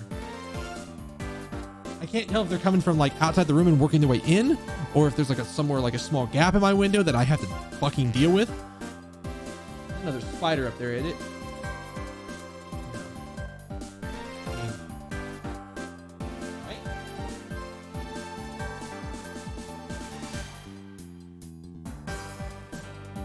Fuck you, buddy. I'm coming for your ass after the stream. Right.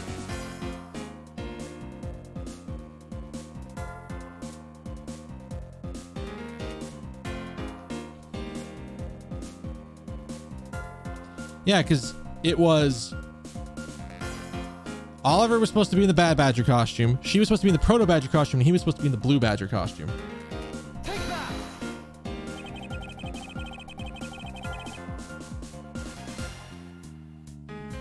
By the way,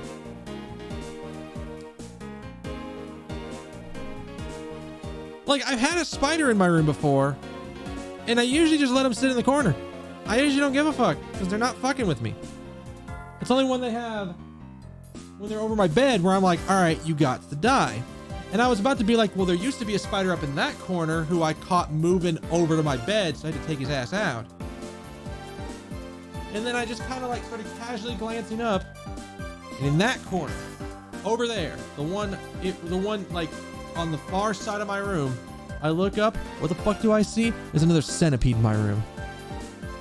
I got shit to kill later tonight. I'm gonna go get the step ladder. I'm gonna get on top of it, and I'm gonna crush his ass against the wall.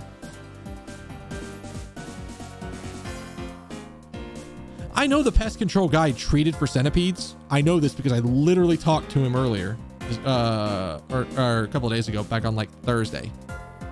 But like, fuck, never ending. That may have been the bad badgers, but his body was the blue badgers. Blue badger. Hold on. Let's see. Was it? Who was it that had one of these on? I did. And so did Officer Meekins, pal. Nice try, but your logic is a tad illogical. Officer Meekins has been placed under arrest after all. Wait, then am I back? I have it backwards then? I thought it was... I can't pull up my fucking evidence right now. I'd like to strike what I just said from the record and give my explanation anew. Fuck you! Fine. Take that!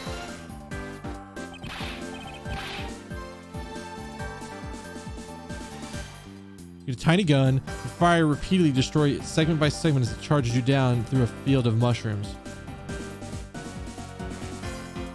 I think I should know what that is. I feel like I should recognize that, but I don't.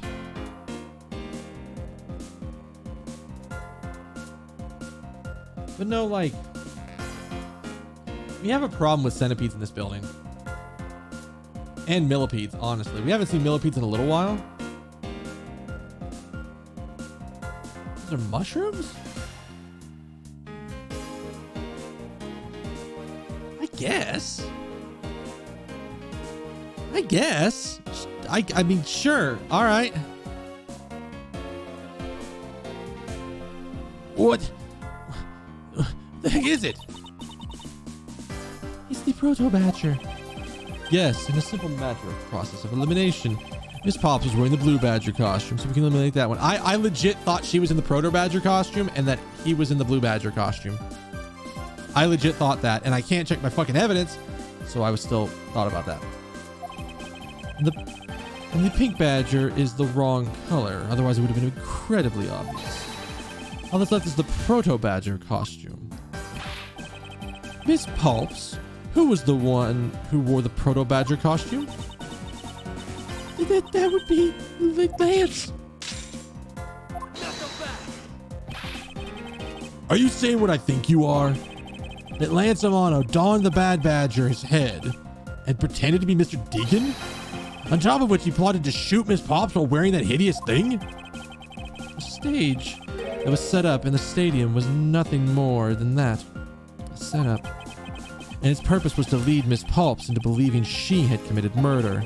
Standing there in front of Miss Pops and pretending to be the victim. It was all done so that she would pull the trigger. I have no idea what you're talking about. Why exactly would I have done... Why exactly would I have had... Why exactly would I have had to do all of that, huh? There's but one reason. Lance Amano, you are the real culprit behind the murder of Mr. Oliver Deacon. What? No. It's slander. Take it back. You take it back right now. Just out of curiosity, Lance, which of your hands is the dominant one? I'm left-handed. What's that have to do with anything? It depends. According to Miss Pops, her attacker held a gun in his left hand. Whose hand is what? Doesn't prove a damn thing. And besides, you're just being absurd now. It's not like the proto-badger is bulletproof. One misfire and he would have found himself dead, right? Of course. Logically, if he would have been shot, he probably wouldn't be here with us. But I believe he had thought of that as well and prepared accordingly. And this should be all the evidence you need.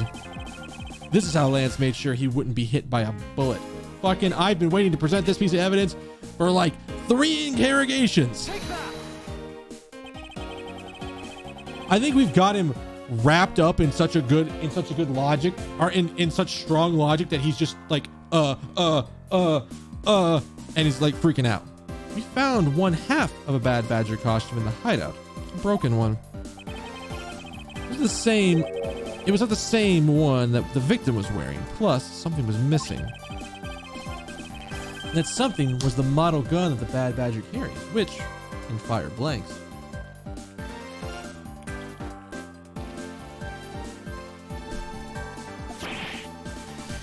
What? Nani the fuck? Miss Pops, where's the gun you used now? I threw it away into the sea. It's a bit tough to verify what it was. Although, I believe we can safely assume that it was the model gun in question. I have heard enough. All you've been spouting so far is pure conjecture.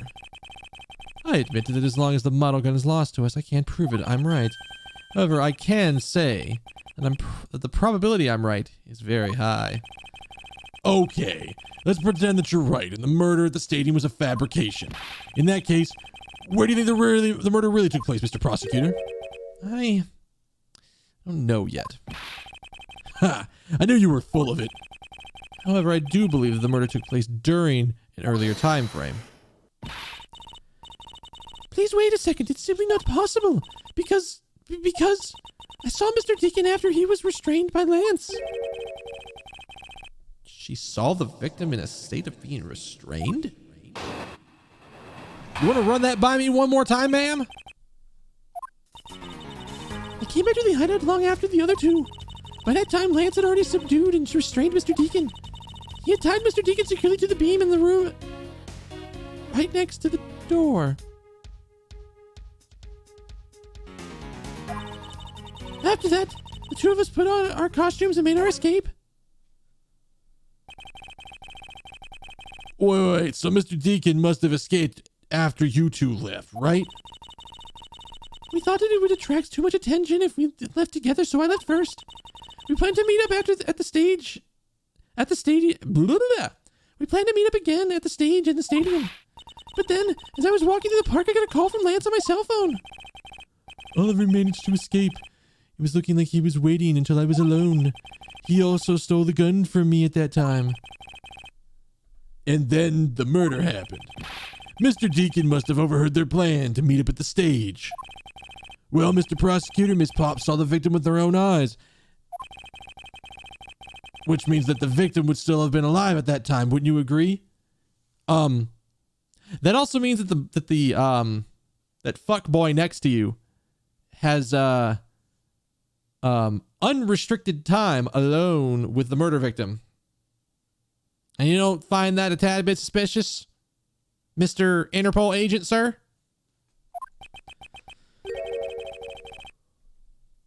Why does that sound wrong to me? There must be something amiss about this account. Let's see what happens when I examine it in more detail. Hold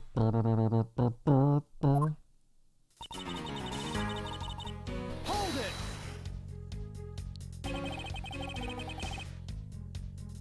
When exactly did you arrive back at the hideout? It was after we had picked up the ransom money. And where were you up until the time you returned? I was scouting the park out, making preparations for our escape. I walked around in the various areas looking for the best route. So each of them had their own role to play. After I was done, I went back to the hideout. Brown, brown, brown. Hold it! Brown, brown, brown. What is that?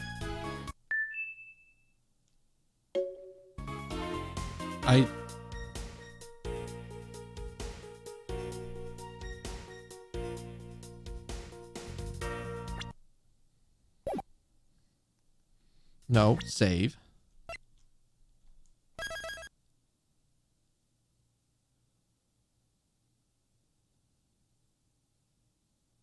I have a button. I have a light on that I want to make sure is not like the power light about telling me that my fucking 3DS is about to die.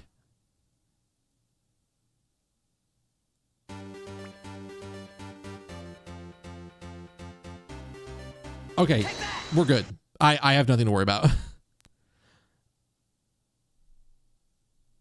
Oh, you know what? I'm an idiot. I forgot the power is low, but light is in a completely different spot. What is that light then? That's so weird.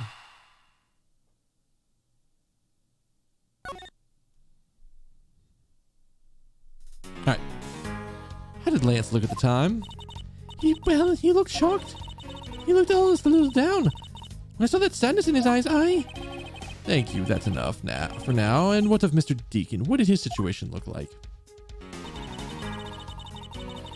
Hold it! You are sure that that was Mr. Deacon you saw? Yes, I am certain of what I saw. Did you go into the other room to check? Lance said it was best if I didn't get too close to him. That bitch was already dead by the time you got there. Lance, he's such a kind soul. Then are you telling me that you did not confirm that it was Mr. Deacon for yourself? I checked through the slit in the door that separates the two rooms. He had a bad badger head on, so I'm absolutely sure. It had to be Mr. Deacon. Wait, she only saw a bad badger head? Hold it! Huh. The time that Mr. Deacon was still in his bad badger costume? Yes, and it would appear that she misread the whole situation. What now? Should I raise an objection? Sure. The person you saw was... Oh, God, that's not right. What? Why not? I will tell you why not. With this. Oh, fuck,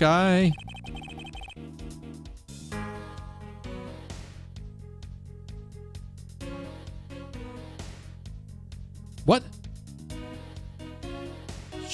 This shows us that the person you saw was not the victim? Is it literally just the head? No.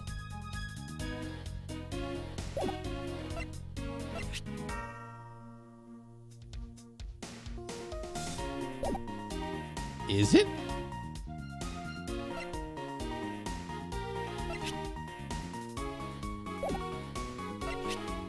Take that! It is. What the fuck? Miss Pops, the person you saw was not Mr. Deacon at all. Huh? The person you actually saw was this person. Oh, fuck, it was me. Oh, fuck. Oh, God.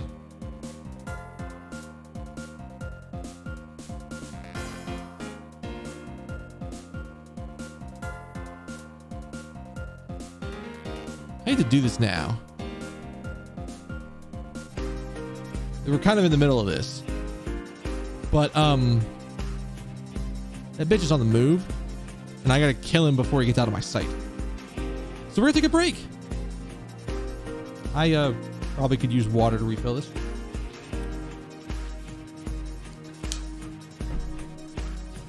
Or probably could use a refill on this water. So yeah, give me a few minutes.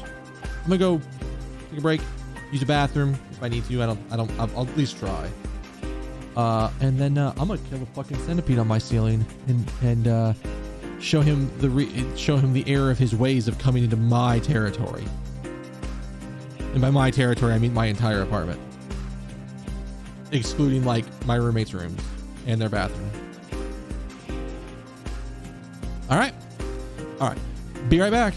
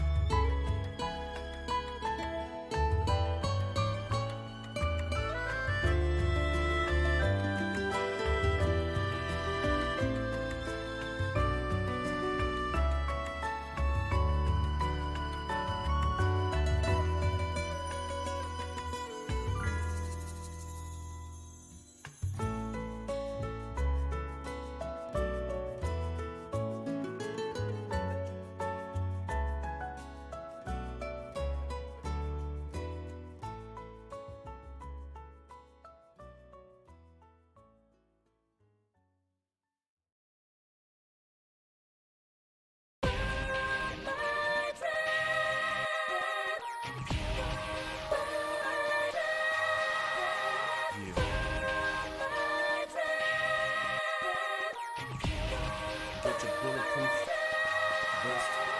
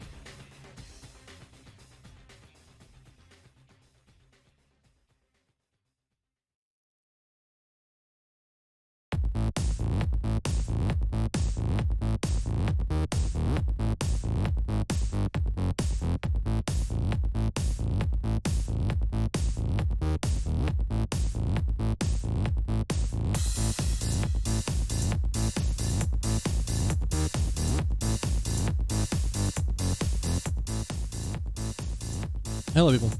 I'm back. I killed that bastard. He will threaten my room no longer. But I had to be very careful stepping out of my room. Both of my roommates' cats were like lurking right outside of my bed, or right outside my bedroom door. So I had to be like very careful to not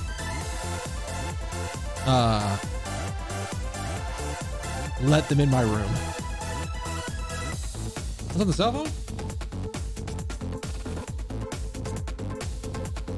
That's easy.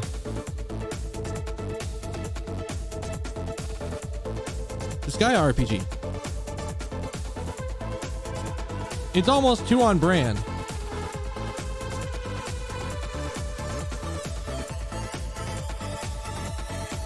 Which is funny, because I actually needed to pay attention for a second.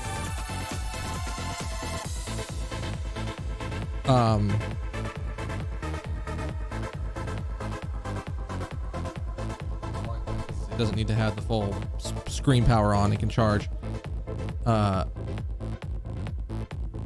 yeah, no, I've been playing it. It's been a fun thing to pass the time. If I need to like need something to do to kill a few minutes or let something run on auto to like beat an item world or something like that.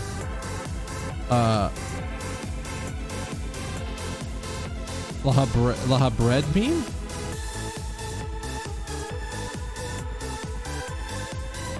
Well, Rondrix, it sounds like what you need to do right now is find a way to make that happen. It sounds like you've discovered an untapped meme, and those are always fun to have. All right, so let's get back to the fact that we got him, boys. It was me. Huh? The person I saw was you, Mr. Edgeworth?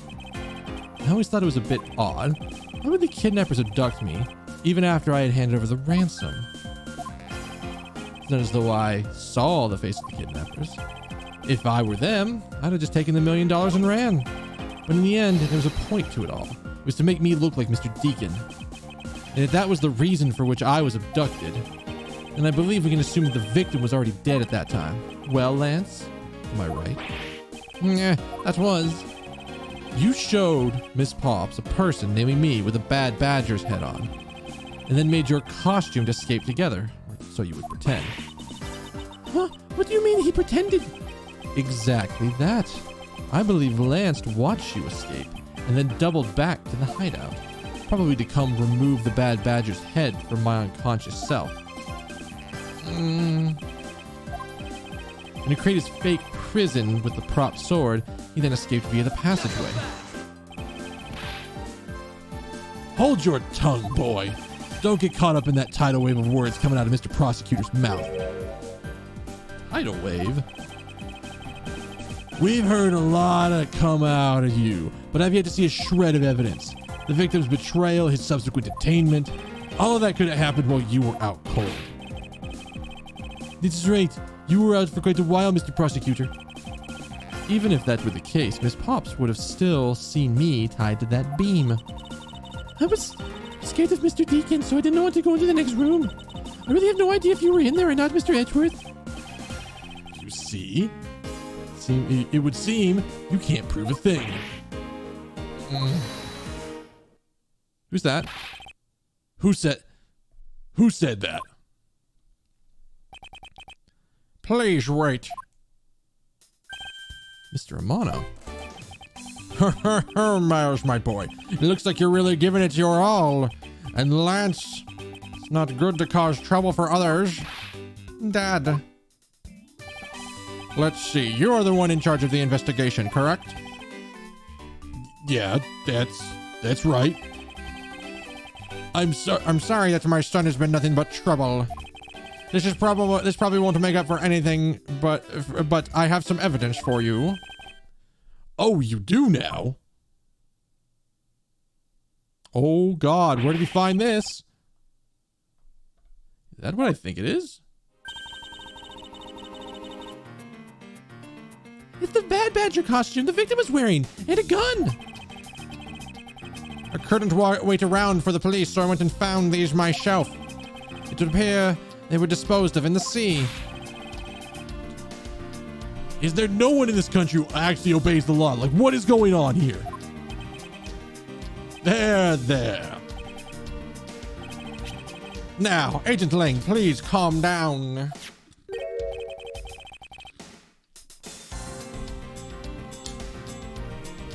Heck is this scrap of paper? This appears to be a letter from the Chief of Police.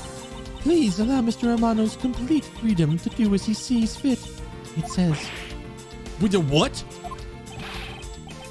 The Chief of Police? What in the... Who does he think he is? The person who wields the highest authority in this area. Ho, ho, ho. There. Now, there's no need to be upset. Like I was doing for his voice, but we're just going with it. I'm not a cop from this land, so I'm not bound by the laws of your country. Now. This wasn't meant to strong-arm you into anything. It's just a request. I'm only asking that you please respect the laws of this land. Ugh. Can't say no to that. However, returning to the topic at hand, doesn't matter who found the evidence. Its value remains unchanged. All right, now let's take a look at this new evidence. I've already got the results back. I had a special forensics research lab that I'm good on terms with conduct the test. They verified that the blood of this costume belonged to Oliver. As for the gun, the only fingerprints they could find on it were yours, Miss Lauren. What in the fuck? You disappoint me, Miles. I can't believe that you would cause my son such stress and heartache. This bitch. Thank goodness I was able to find the final piece of evidence. With this, you'll have no reason left to push my poor boy around. Is that it? Are those case-making pieces of evidence? I'll be the judge of that.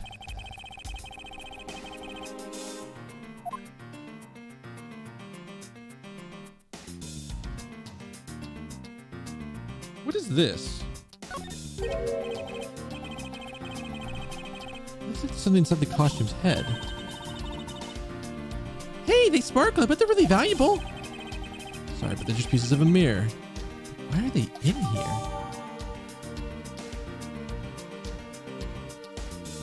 Mirror fragments. From inside the haunted mansion?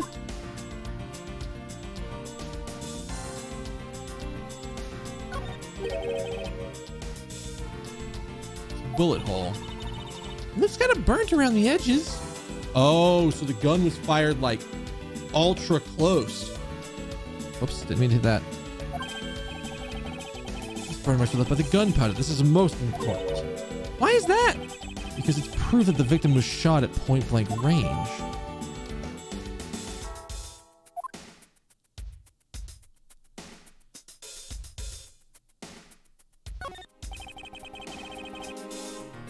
Could this gun be the actual murder weapon?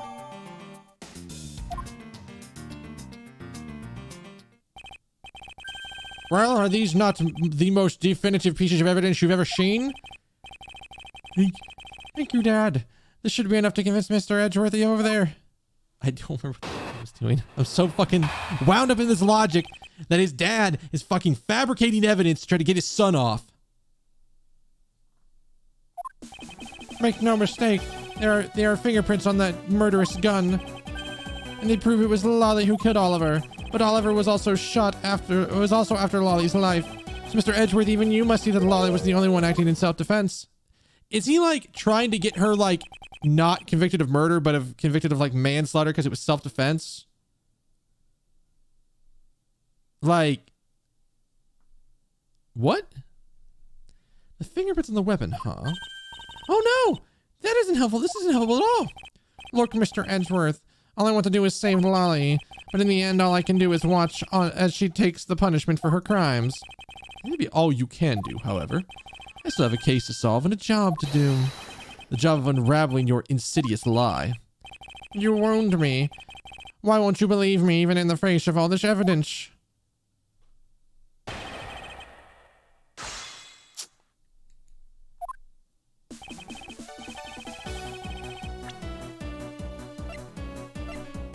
Can I examine this yet?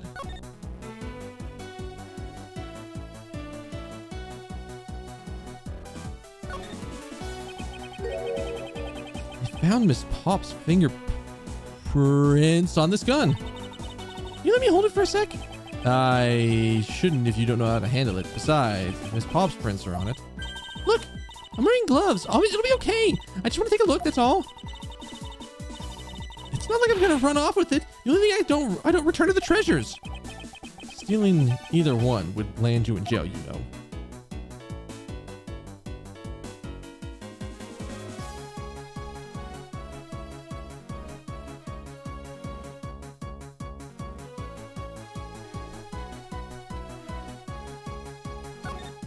Is that all we get from that?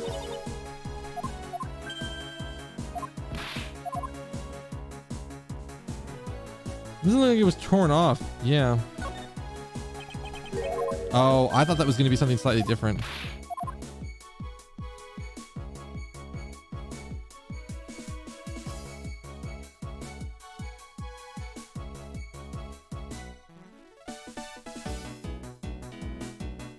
I guess this is not going to get me anything just yet. Let's press this bitch. Those fingerprints. Are you sure they belong to Miss Pops?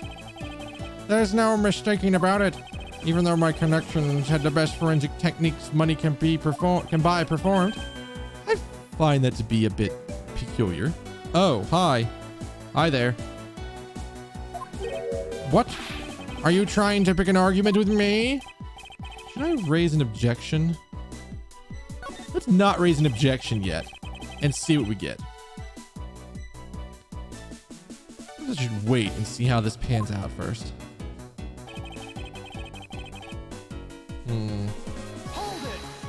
Is this going to be raise an objection at a specific one? Sure, calm for someone who's accusing his own girlfriend of murder. You have it all wrong. Allowing her to pay the price is a form of love. She said she also wants to pay back her debt to society, but... Oh, maybe not.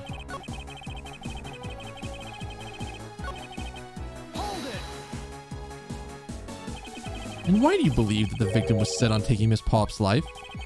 I suppose it's because he wanted to silence her. To keep her quiet, because she knows the truth behind the kidnapping.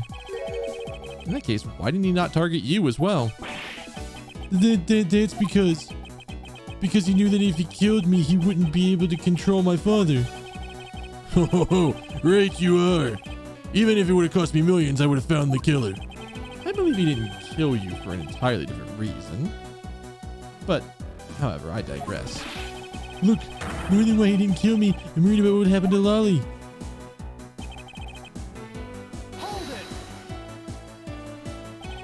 Justified self-defense? Suppose that's a possibility given the circumstances. Really? Oh, thank goodness. However, self-defense was not necessary in this case. What do you mean? Miss Pops is innocent. She didn't do anything, so why would she need to defend herself from nothing? You still don't believe a word I say, do you? No. And you're a lying son of a bitch. His entire argument hinges on the fact that her fingerprints are on the gun. Why would her fingerprints be on the gun if she's wearing a costume? He lies in whatever he's hiding from me.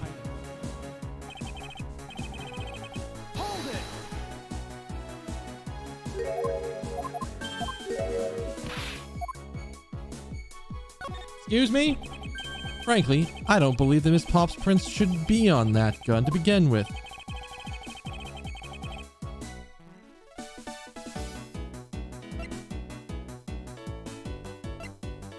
Okay, I don't know which one it's going to ask me to present.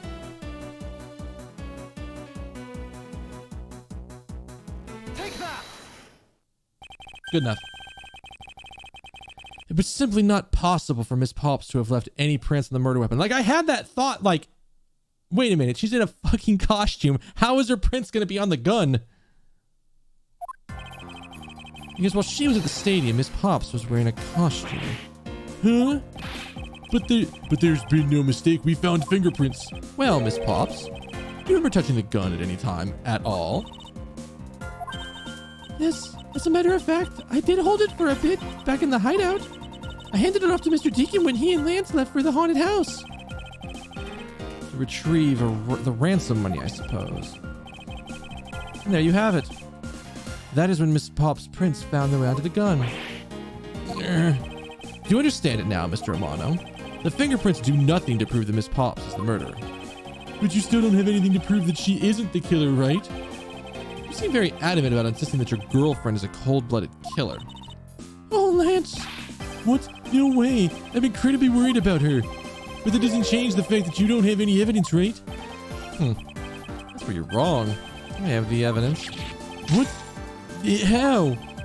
The story that Miss Pops killed the victim at the stage in the stadium. Well, very simply not true because that was not the real crime scene, but a setup. Because the real murder was committed not at the stadium. Take that! Mirror fragments, because they're from the haunted house. Wait, what? No, what? Mr. Prosecutor. Oh God! All right. Ba-da-ba-ba, burner, burn. Safe comment. Because I don't know where it's gonna put me if I don't.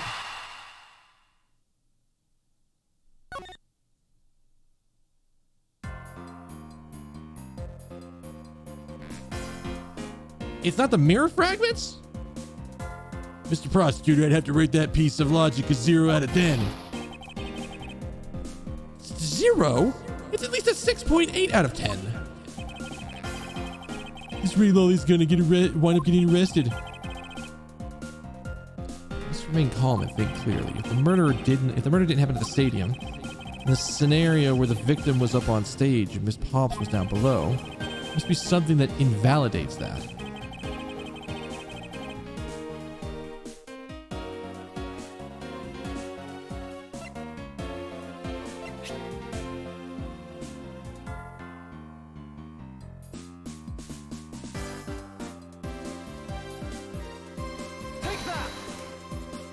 Oh, of course. Of course. It's the fact that he was done point blank and she was not saying that she was point blank.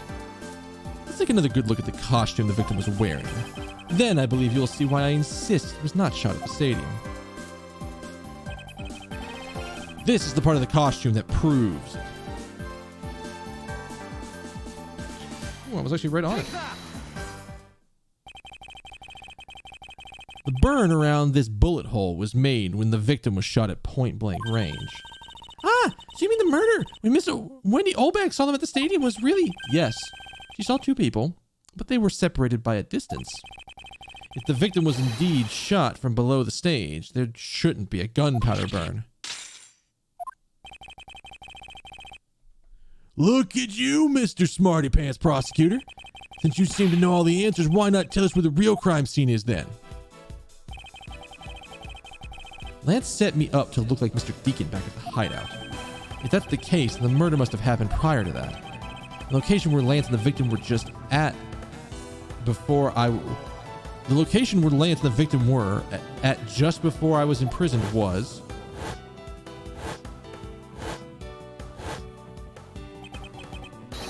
Got it.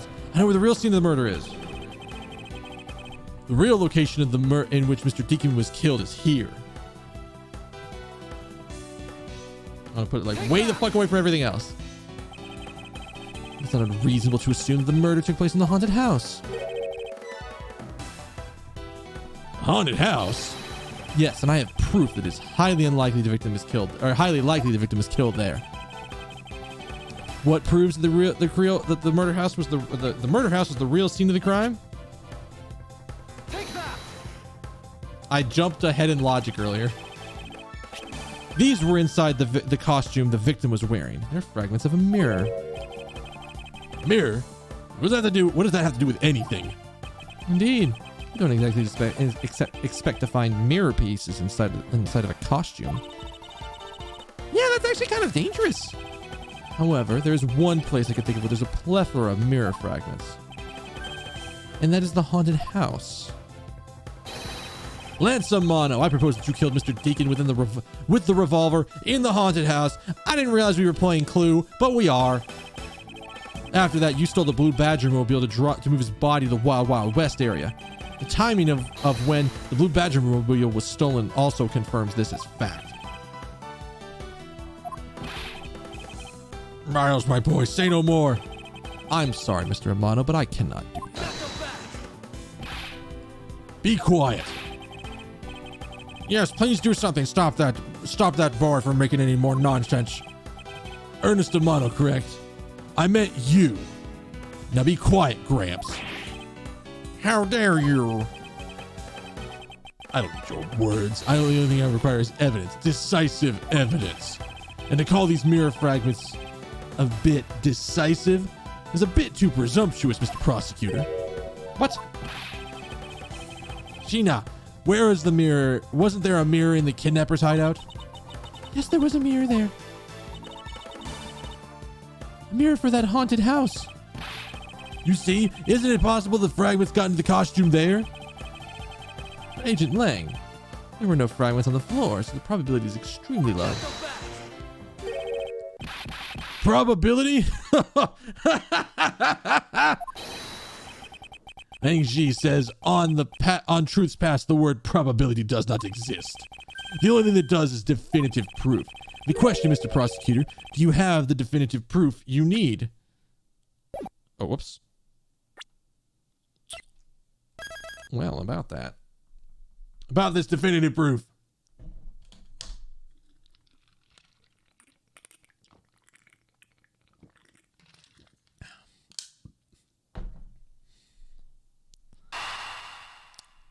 About the definitive proof, you say. Well, Mr. Edgeworth, do you? Oh, that was so long. Do I really have solid evidence that proves the murder took place at the haunted house? The answer is no. See? Since you don't have any, shut up.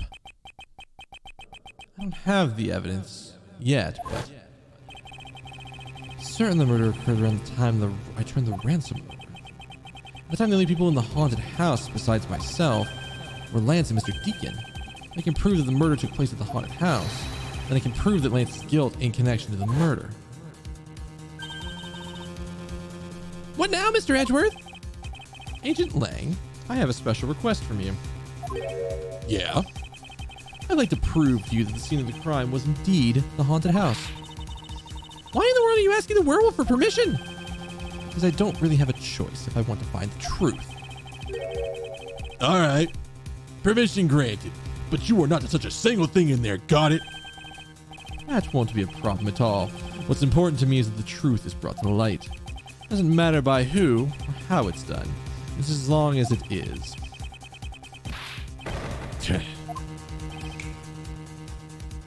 Sheena. I'm here. Put in the paperwork for authorization immediately. Understood.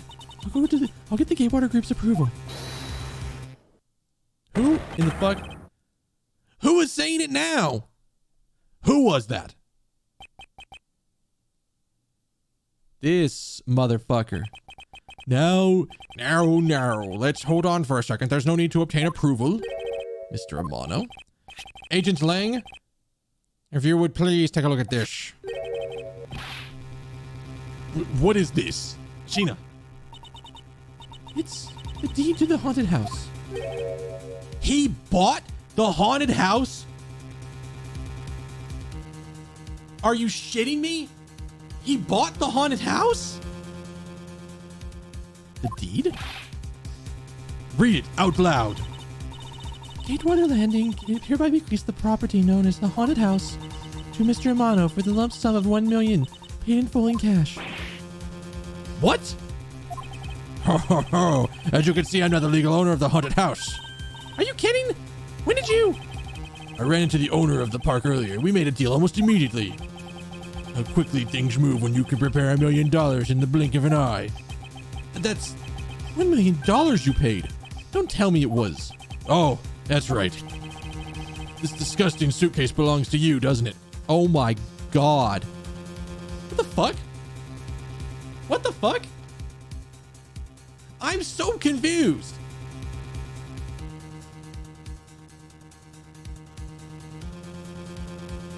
I'm so confused.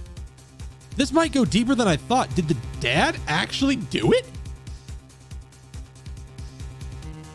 Did the dad kill the butler intending to frame the maid? This is getting weird real fast. I don't have any more use for it, so you may have it back now. Here's the ransom money? My Lance is a good boy. He even apologized for the kidnapping bit earlier. So I do believe that I will forgive him. After all, he did return the ransom money. That's the way things are, so if you would please discuss things with me from now on. Discuss. What is there to discuss? Why, permission to enter the haunted house, of course. We were busy listening to Lance's story. Mr. Romano was out there preempting us. Permission to search the entire haunted house is denied. End of discussion. Agent Lang, I want you to arrest that girl. And Miles, you should hurry on home now, my boy, before I really lose my temper. Ugh. Mr. Romano definitely has the deck stacked in his favor here. What should I do? If I leave it like this, the truth will be lost forever. Is Kay stepping in here? Is this where Kay step? What?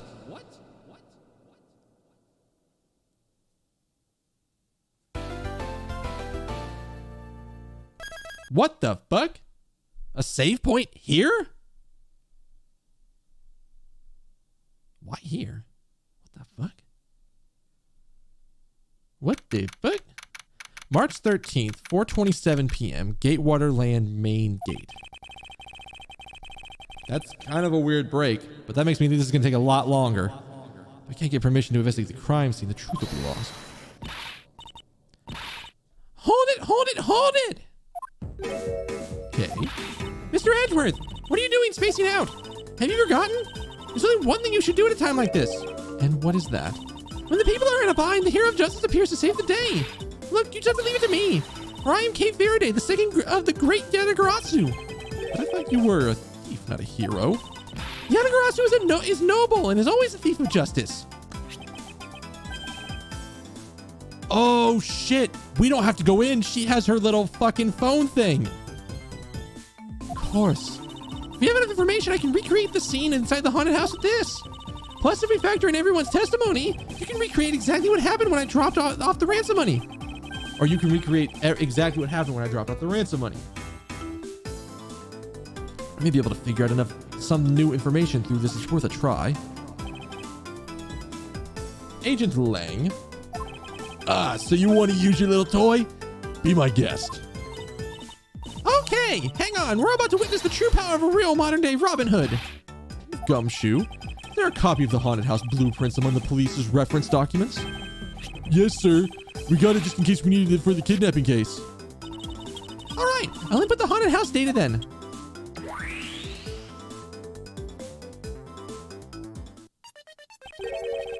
What is this? Where are we? Kay, I do have a question. How did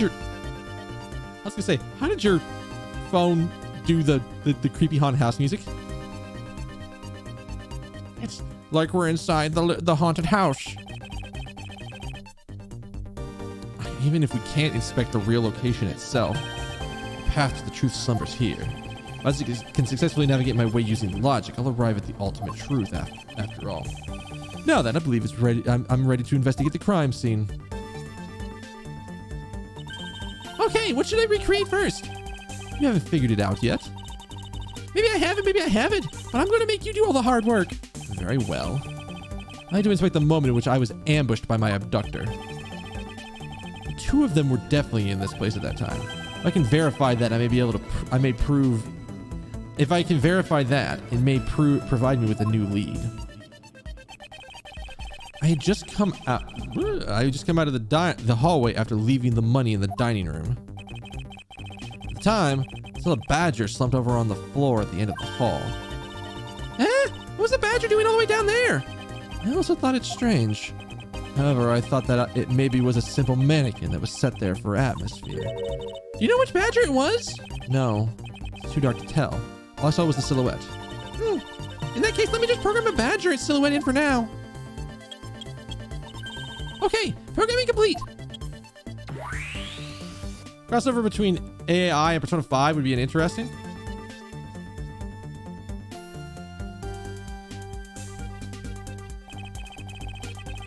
Five and 5S gotta have the police dork dad doing along for that ride. You can't tell me Kay and Futaba wouldn't make a potent duo. Futaba would be all over Kay's little communicator tool thing.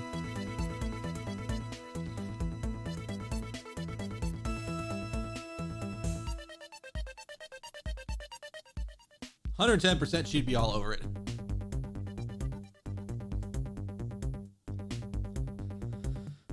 Then I started walking towards the exit. That's when you were struck from behind, right? Yes. But that's odd. The hallway's a dead end. Where did your assailant come from? There's one location I could think of. I believe my assailant was lying in wait here. Take that! Oh yeah, she would upgrade the shit out of it. She'd be like, I want to see this thing. Let me gimme. The doll wasn't really a doll. It was in fact a costume kidnapper. Oh, so he used the costume as the perfect camouflage to blend in with the rest of the house. Precisely. He waited until I had made the drop off and was about to leave. Then, just as he saw me take a step towards the exit, he stood up and launched his attack. I could think of no better hiding place than this. Hey, not bad. I'm beginning to think I should steal this tactic for myself. Just don't use it to do anything criminal, okay? Okay? Why am I getting attacked by a Teletubby? Whack. What happens to mundane items brought into the metaverse? What would the little thief do in there? You could alter fucking reality inside of a palace. Ah, yes. This door is locked. Just whoop, and then suddenly the door doesn't exist anymore. Well, Lance, what are you asking me for? As one of the kidnappers, I figured I should give you the chance to confess first. I was one of the kidnappers, but I don't know anything. I did come up to the haunted house, but I never set foot inside. I left Oliver in charge of picking up the ransom money. You didn't set foot inside? Is he telling the truth or is it another lie? Okay, you're claiming that it was Mr. Deacon who assaulted me? Yes, I'm sure it was him. Okay, I'm putting the new info now. Mr. Deacon was the bad badger, right? The bad badger had his gun attached to his right hand. I'll have to change it so the weapon is in his left hand.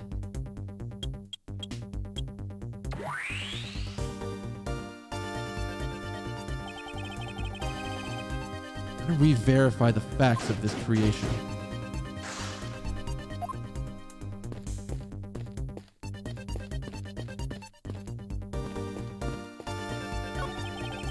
I'm glancing over and seeing this figure sitting here as I left the dining room. So I guess I got the spot right when I put it here in my recreation. I take a good look at it, but I'm sure there was a badger here.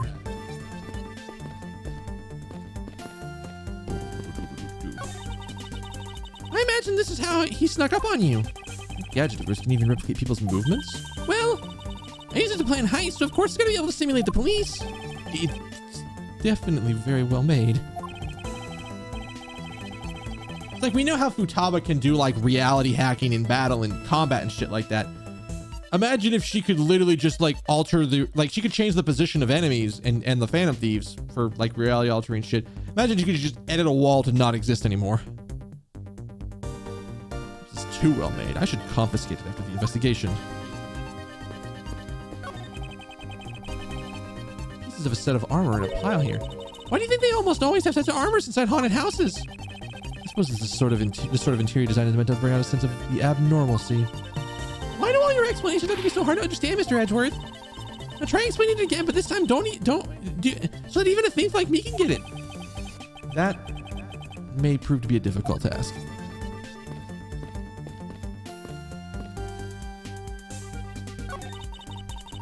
You look around, it almost feels like more like a house of mirrors. Who ever heard of this many mirrors inside of a haunted house before? At least we know that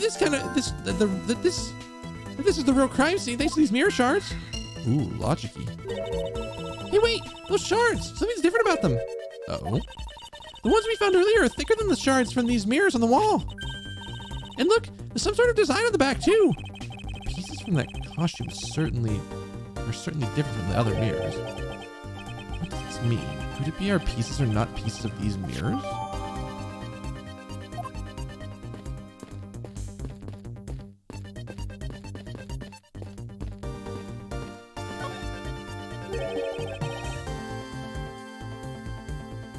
You didn't recreate the weapon.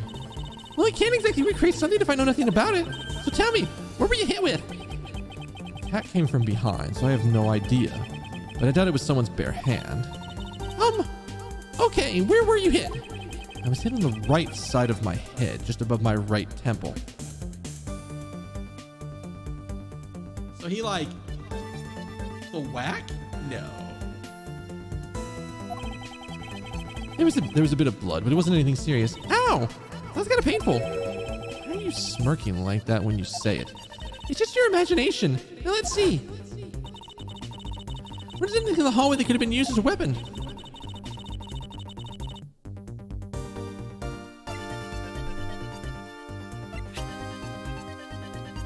Take that! Oh my god, it's the fucking prop sword. I have it. There was indeed one such object lying here in the hallway. A prop sword. Are you talking about this thing? Yes, although we did find it at the kidnapper's hideout. Wait, yes. It's possible the culprit took it with him after he used it on me. Leave no evidence behind, right? Correct. Maybe worth a more thorough examination yet. So what test do you want to run on the sword? Fucking luminol me up, bitch. The culprit was wearing a costume at the time, so fingerprint analysis is useless. Let's run a luminol test. It's possible that some of my blood found its way onto this. Agent Lang, oh, whoops, that's on. Agent Lang, may I ask for your cooperation in this matter? I had a choice. Gina, call the boys in the lab. Understood. Except for the dab on the left side, it would appear that the blade is spotless. So it must have been on the left side of the prop sword that hit you, right? Okay, I'll update the recreation with this new piece of info.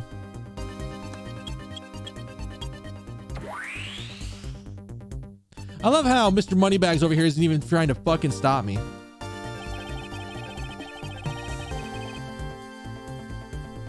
Twitch is giving you issues, huh?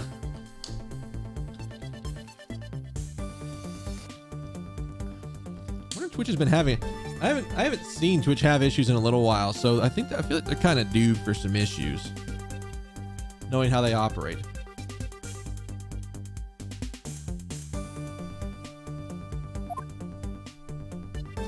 So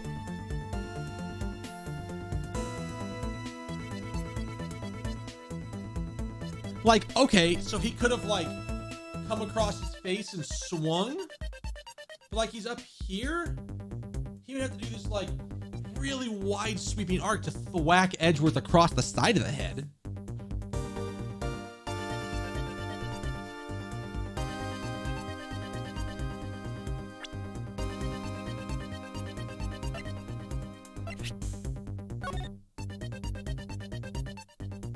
So it's on the side with the skit with the guard.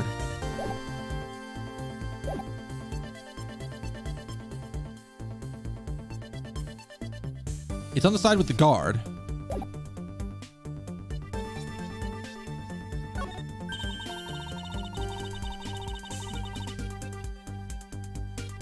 I figured as much. I mean, sometimes I know you don't always talk immediately, so I was just like, oh. I didn't necessarily think it was a problem. The other thing would be it's broken in the matter. Imagine letting Sophie. Oh fuck. Sophie would be able to like hyper learn if she could recreate situations. That's Elder God power levels of shit happening, sir. There you go.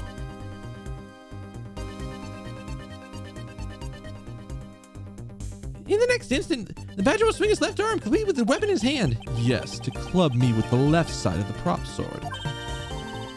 Shall I recreate the moment of impact? I want to see the pained expression on your face. It's fine just the way it is. No, I want to do it. I want to see you struggle. Wait. It's not my imagination. Is something not quite right?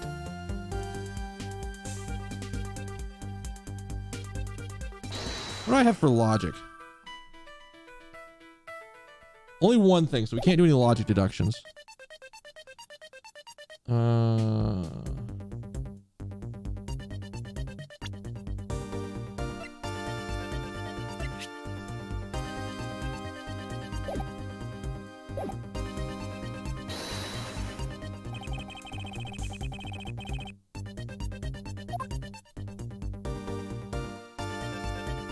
I mean, I guess he.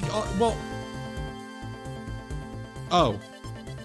I gotta figure a better thing for that because the ping sound didn't play. I didn't hear it.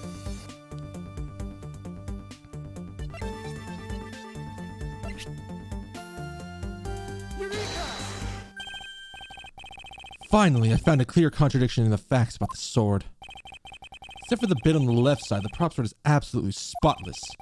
However, if the culprit had used his left hand, the blood would be on the opposite side. The opposite side? Huh? If the culprit held the sword in his left hand, then the sword's right hand would hit. I see, but the blood was on the left side of the sword, right? Which means he used his right hand to hit you? Exactly. This prop sword is a large handguard attached to the hilt. It would be impossible to hold it with two hands while wearing a costume with such big hands. Therefore, if it couldn't be the left hand or both hands, it must have been the right. Okay, I'll change the data to reflect the right-handed swing. Not yet, Kay. There's no sense in changing anything yet. If you change the parameters to the right hand, it only create a new contradiction. Changing the prop sword to be the culprit's right hand would conflict with what? I think this is the thing that shows it, right? Take that! Oh, I've had that on for a while. Fuck me. Yeah, normally you can hear it because it's literally just playing on my system channel, and I don't have that muted right now. The Bad Badger already holds the gun in his right hand, so we can't hold a sword in addition. Hey, that's right. Well then, now what now? If it wasn't his left hand or his right, it means that the one who struck me could not have been the Bad Badger. Are you paying attention, Lance? Mr. Deacon could not have been the one who struck me, which leaves only you as our primary suspect. Fine, it was me. I hit you. It appears you lied to me yet again. But see how quickly they catch up to you, Lance. Wait, isn't Lance left-handed? Ah, yes. But that's what makes this deception all the more interesting. He used his right hand to make it look like Mr. Deacon had been the one to strike me. For you see, firing a gun with one's non-dominant hand is difficult. But that level of dexterity isn't required to swing a prop sword. Okay, please input the new data. Once the one who hit me from behind was Lance. Or should I say the Proto-Badger? You got it! Here you go!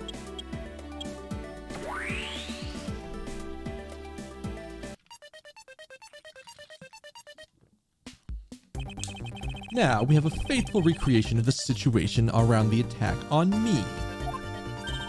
Alright! Yeah, all we have to do is examine the new recreation and...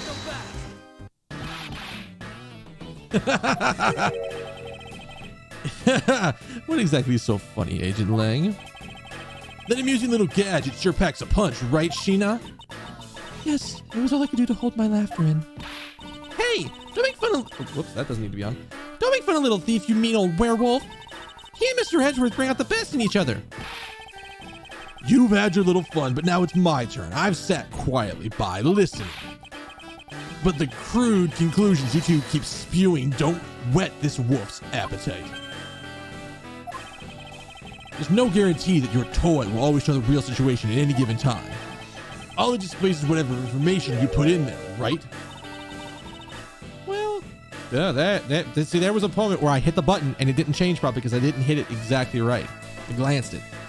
When you put it that way, your supposition's wrong. I'm not gonna fault you. It's not your fault. I'm gonna let you in on this one. There's a trick to this haunted house.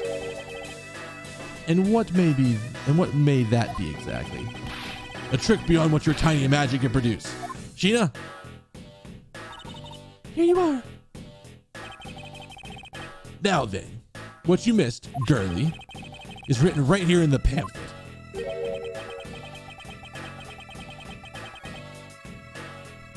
7 Wonders of the Haunted House. The Disappearing Badger? What is this? I'd say that someone around here is fond of theatrics. As you can see, they set a doll down at the end of this hallway for that purpose. Basically, the blue badger you saw was just a stupid doll. How can that be?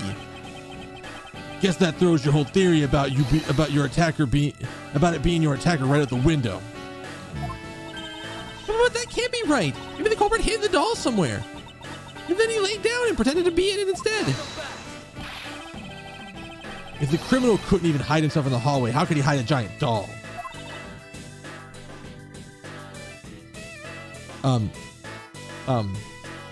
Agent Lang, what's the name of that trick? Oh, it's the disappearing badger.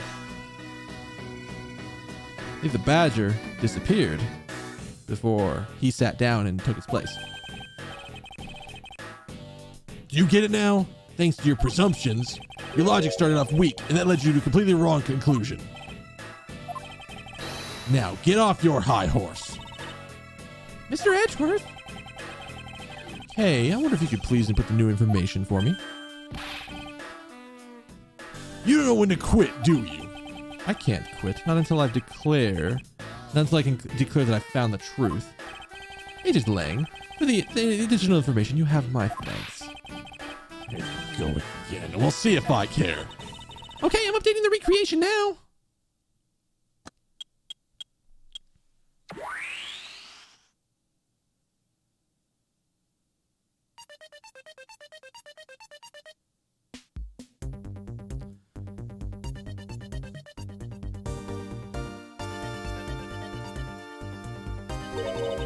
It looks really weird. You can have it changes from the blue badger into the proto badger all of a sudden. Well, that's if the slumped over badger was just a doll, where was my attacker hiding? Well, that's what we're gonna find out, right? So come on, Mr. Edgeworth, let's go. Yes, let's. Recreation can't be right, which means must be a contradiction somewhere. I have a theory.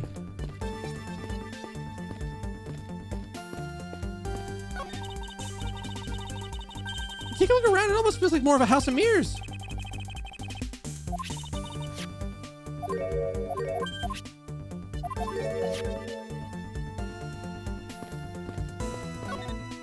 Okay, let's examine this.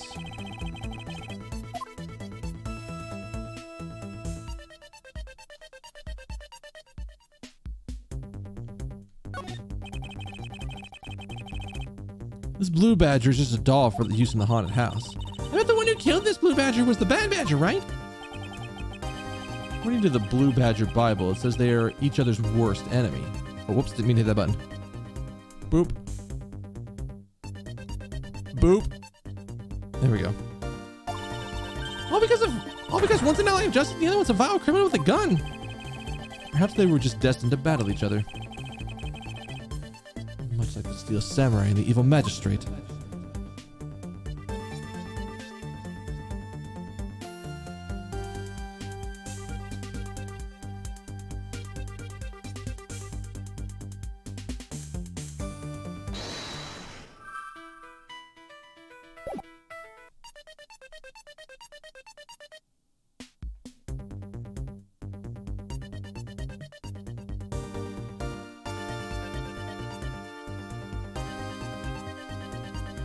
The only thing we can examine right now is this.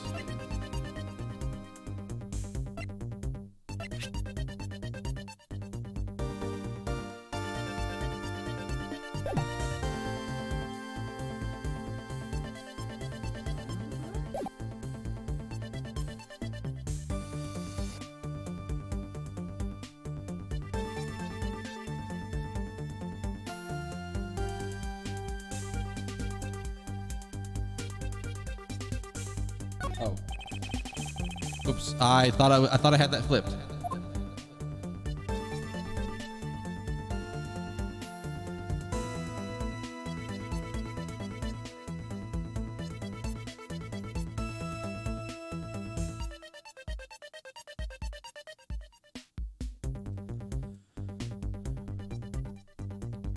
The blue badger is an enemy of pants.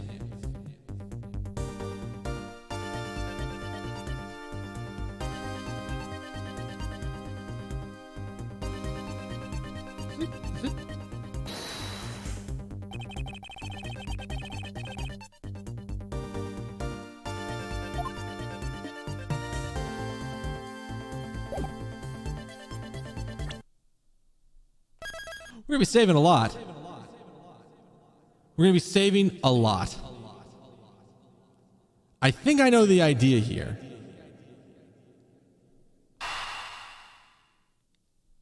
Maybe because I don't know how far I'm gonna go back and I am on low ass health.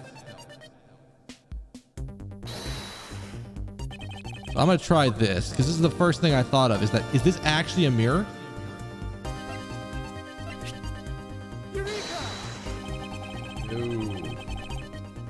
No.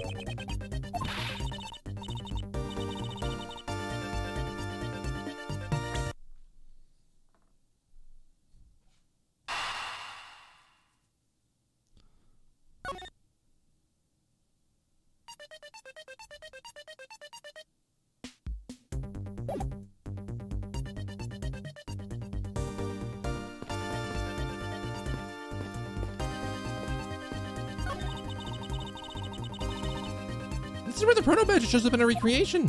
Yes, now the question is, where did he come from? Yeah, but there's no place to hide in our current model. Man, I would think it would be back here.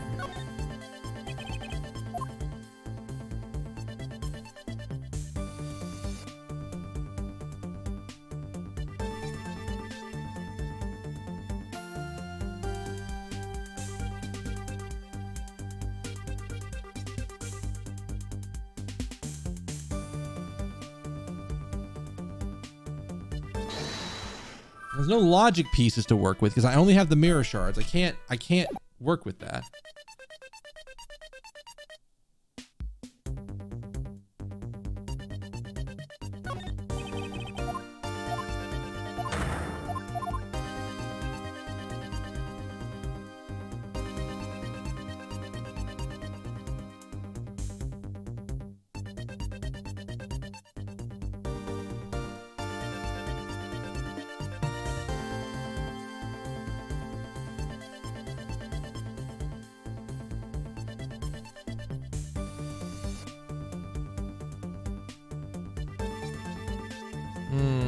Like I said, I thought this would have been like, maybe this is a one-way mirror. And then it looks different on the other side, but there's like nothing else to prove this.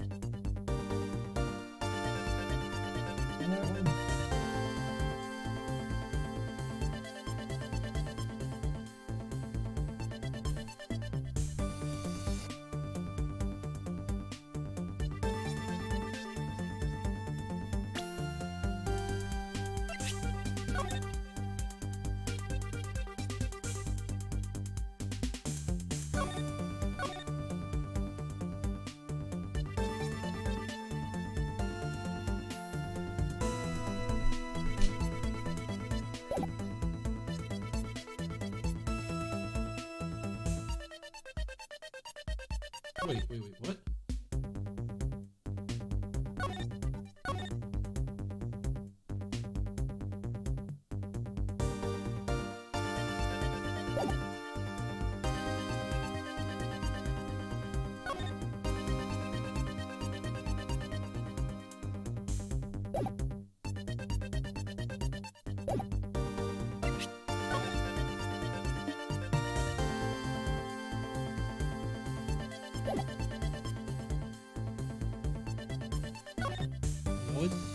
Wait, what the fuck? Whoa, whoa, hang on.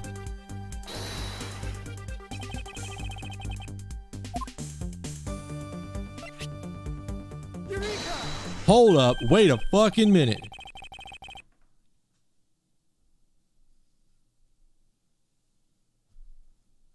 Hold on a second here. There's something wrong with this blue badger. Huh? Like what? The way the belt is on him is opposite of how it should be. Did you make a mistake? That can't be. I've been putting the image data exactly as it's in the pamphlet. So then why is the blue badger dressed up in reverse? Is it a fucking projection image?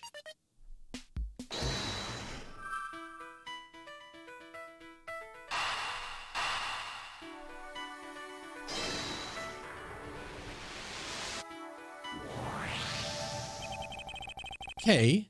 Do you remember what I said earlier? What is it about what?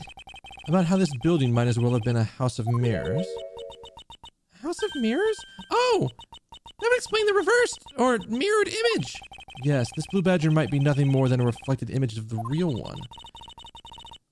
Then what was the blue badger you saw? Was the blue badger you saw just a reflection?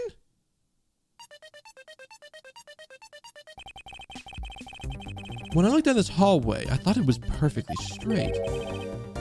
Oh, fuck.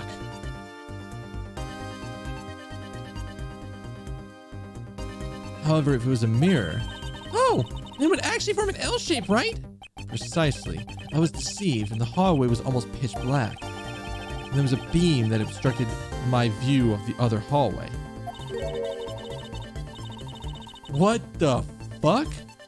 Wait, why build this place like that? It sounds pretty pointless to me. Hey, this house is just another attraction in an amusement park. They created a mirror wall for a very specific purpose. One I can point out to you. This was the reason they built the mirror wall. Take that! As it is written in the pamphlet of the main draw of this attraction is the mystery of the disappearing badger. You mean they built the mirror for that trick alone? But you said you saw the badger, so it was definitely still there. That was true at the time, however. Doing this also allows someone to make the blue badger disappear in a flash. Move the mirror wall? To remove a reflected image, simply move the mirror. Oh, fuck. First, the mirror was constructed so that it could be moved. Then beyond where the mirror was an empty hallway that had to be created. Oh, so when they wanted people to see the blue badger, they would open the mirror. And when they wanted to hide it, they simply would close it again. This explains why the other side of these fragments have the design on them. Ah, and if the pattern is the same as the other walls in this hallway, then where the mirror is closed would blend in with the rest of the wall. This is the mirror trick the haunted house employs. This also proves the existence of a hiding place for the culprit. Wait, how so? Think about it, Kay. If there was a place outside of my field of vision,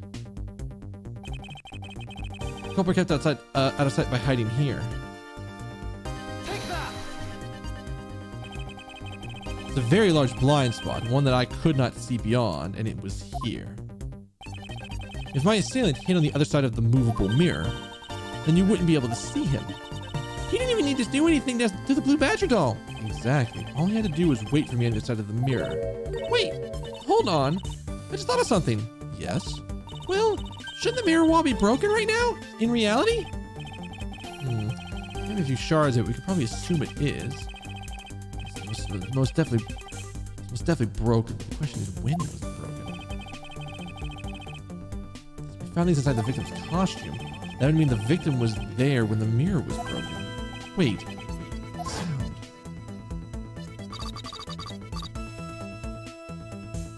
Who's the closest one to this approximation?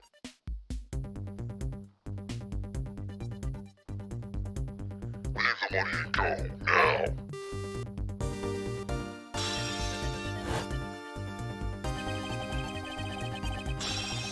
Sound I heard was most definitely the sound of a mirror breaking. Okay, I would like you to input some new information. Ah! Don't scare me like that. We're in a haunted house simulation. Sorry, but I need you to recreate something for me. Sure, whatever you need. So what do you need anyway? First, if you could recreate this hallway just before I entered the dining room. You got it!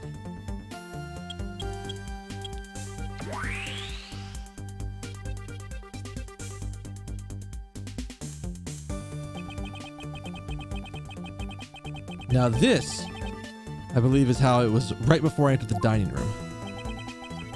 Although at the time, I thought it was but a single straight hallway.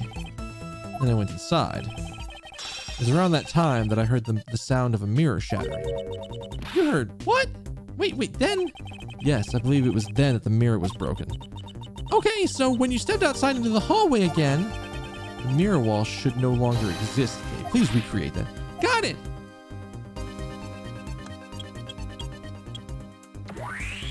Oh, if the mirror wall broke, that means that the gap, yeah.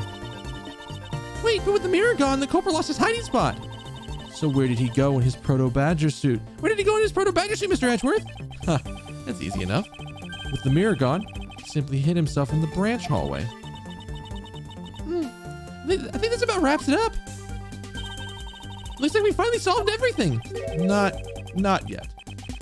An even larger contradiction has now reared its head. Huh? Perhaps you did not notice, but this recreation contains a very troubling inconsistency.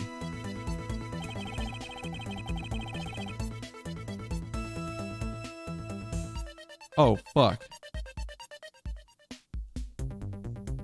Well, there's nobody here.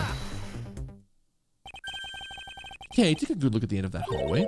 Oh, there's no blue badger there. Exactly. The blue badger that I saw in reality is not here. This is the final point on this long chain of logic, the last remaining contradiction.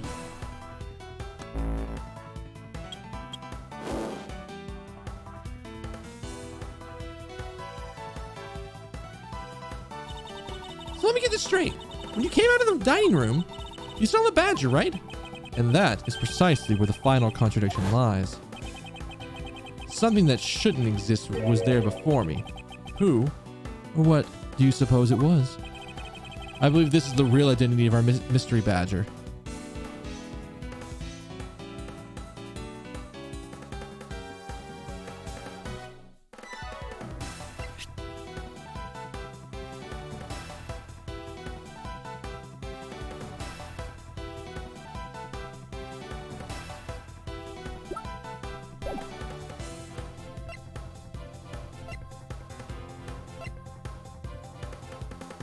I'm about to die again because okay. I think that is the dead body because they are saying the proto-bat because it was supposed to be. It's supposed to be the normal blue badger, not the proto badger there. And if we are saying that Lance was in the proto badger outfit, then that has to be the dead body.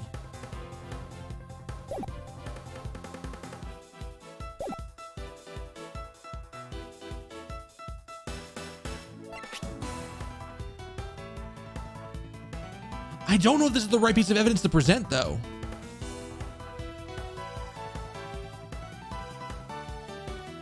And I really would have liked to have saved before this, but I didn't realize that we were going to make me do this again. Fuck.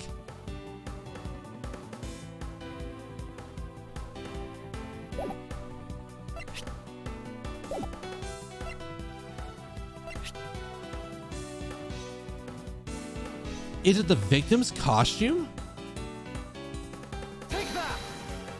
Yes. The badger I saw was in fact the dead victim's body. Wait, what? Agent Lang, the entirety of my complete logic.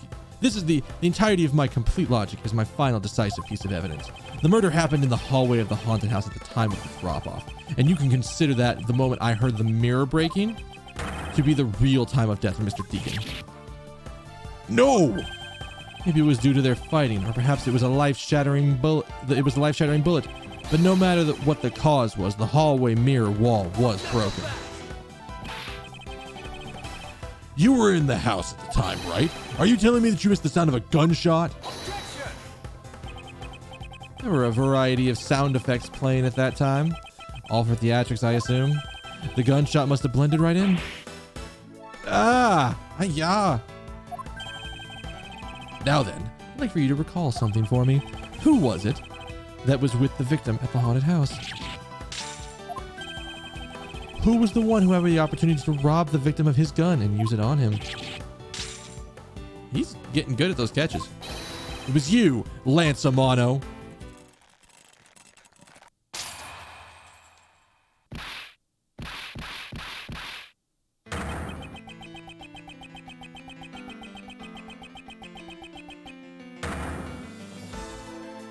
I was just tell you, Black Quill does it so much better. This bitch tried to pull a Black Quill before Black Quill pulled a Black Quill, and that's not the end. There's no way for it. I feel like I had a choice. Oliver suddenly turned on me all of a sudden. He snapped and turned violent right after I hung up with you. He shoved me to the ground and straddled me. I fought back as hard as I could and grabbed his gun and I shot him. The bullet must have went through his body and shattered the mirror. If I hadn't taken his gun and shot him first, I'd have been the one you found. He's a hardened criminal. He's escaped from jail. See? That's justified self-defense. My boy was only trying to protect himself. That remains to be seen, and it will have to be resolved in court. Agent Lang, I will leave the rest to you. As if you were the one in charge around here. Guys, arrest these two and get them out of my sight. Wait, I had nothing to do with the murder, but you tried to cover it up, you dumbass. The only person here you should be arresting is Lance. Dad! Sorry, but you're not slipping away that easily, Mr. Ernest Amano. You tampered with the evidence that you could cover for your son. What a great dad you are, willing to risk it all. Truly touching. By the way, do you know why I'm really here? How could I possibly know the answer to such an asinine question? You wound me. I came all this way from across the sea to see you, you know. You came to see me? What is that supposed to mean? I have a few things to ask you about, Mr. Amano, about a case from 10 years ago. 10 years ago? Oh, what's the name you used for that case here? Gina. It was known as the KG6 incident.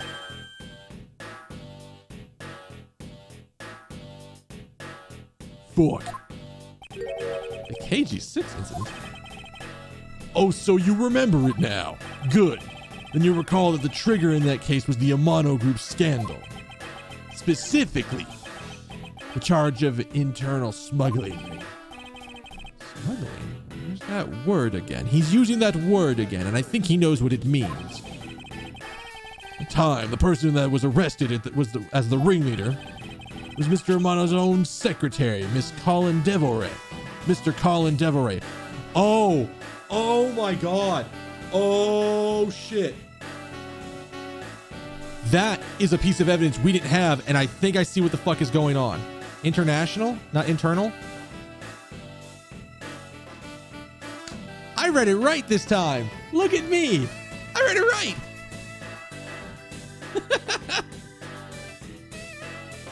Score one for me. Boss weapon! Not the button I wanted to hit, but fuck it, we'll take it. I wanted that button. So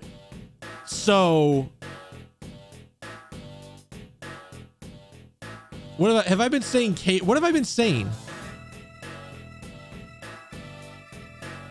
What have I been saying? KG6? Well, fuck. Okay. So now I understand the motivations. Mr. Amano was going to kill the son and leave him, and him and his daughter were going to escape. All because it sounds like Colin took a dive.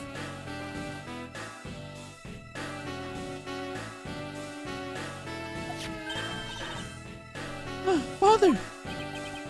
Even though you pushed the crime onto your then secretary, Mr. Devoray, I always suspected you were involved with the smuggling ring, Mr. Amano. Mr. Devoray was arrested in place of you, which is why when he broke out, you hid him from the police, right? You hid him in exchange for his silence on your dirty little secret. No. Please calm down and take this money. I honestly have no idea what you're talking about.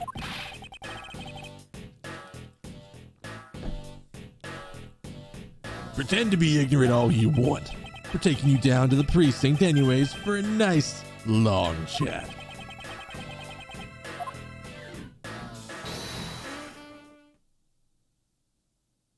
Who the fuck? Who the heck is that?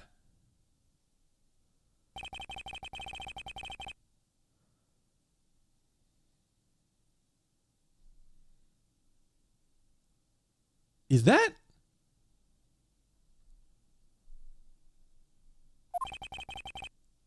I'll take him down to the precinct if you don't mind. And who the heck are you? This motherfucker. I'm Jacques Portman, and I'm the prosecutor in charge of this case. Oh, Jacques, thank goodness you're here. Don't jerk me around. This is an Interpol case, so keep your paws off my suspect. I'm sorry, but I can't comply. I've got the backing of the prosecutor's office. See, in this country, we prosecute work with the police to bring cases to court. If you could please cooperate with me here, that'd be great. Now, how about a handshake to seal the deal? I will rip your hand off your arm if you touch my suspect. Sorry, but hey, prosecutors, the whole lot of you.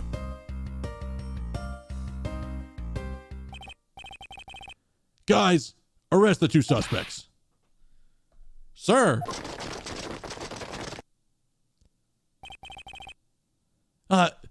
I almost forgot. Prosecutor Miles Edgeworth, is it? I'd like to thank you. Yeah, for working so hard to fulfill my goal. Hey, is there any way to thank someone? What the heck is that supposed to mean? You were so relentless with Lance that you forced Ernest to tamper with the evidence. Thanks to that, I finally had a legitimate reason to arrest him. So how does it feel to bite the hand that feeds you? I'm not sure I follow. Yeah, it's no use pretending with me. You're the one, right? You're the corrupt prosecutor that's working for Mr. Amano in the smuggling ring. Am I right? Mm-hmm. Yeah, it goes 2-1-3 because the case on the plane happens first. Then this happens like almost immediately upon him landing, and then after he does all this, he finally gets to go back to his office, and he does the we do the case with fuckboy over there. No, I would never do such a thing. What the heck? Our intel's never wrong. In your prosecutor's office, there's definitely someone working with the ring. So Agent Lang suspected my relation to Mr. Amano. That must be the real reason behind his antagonistic attitude. On top of all that, your mentor was Manfred von Karma, right? There were non-stop rumors flying around about forged evidence with that guy. You're not twisting the truth behind those closed courtroom doors, too, are you? The courtroom is a place where the truth is revealed. Well, don't worry. Not only you, the whole lot of you can't be trusted. A prosecutor who's never lost in 40 years? Every defendant must be found guilty. Fueled by those ideas, is any wonder that courts produce nothing but falsities and lies? It would seem his disdain extends beyond just me. Prosecutors of the courts, why is this man so angry with us all? Rest assured, the next time we meet, I won't be so forgiving. What's with the team attack here? What the fuck is with the team attack? Hang on. Don't you forget it.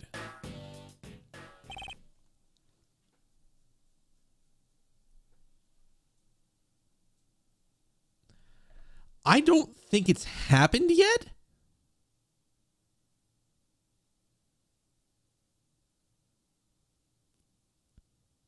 I don't think it's happened. I don't know. Does this happen before the events that are talked about in Apollo Justice happen?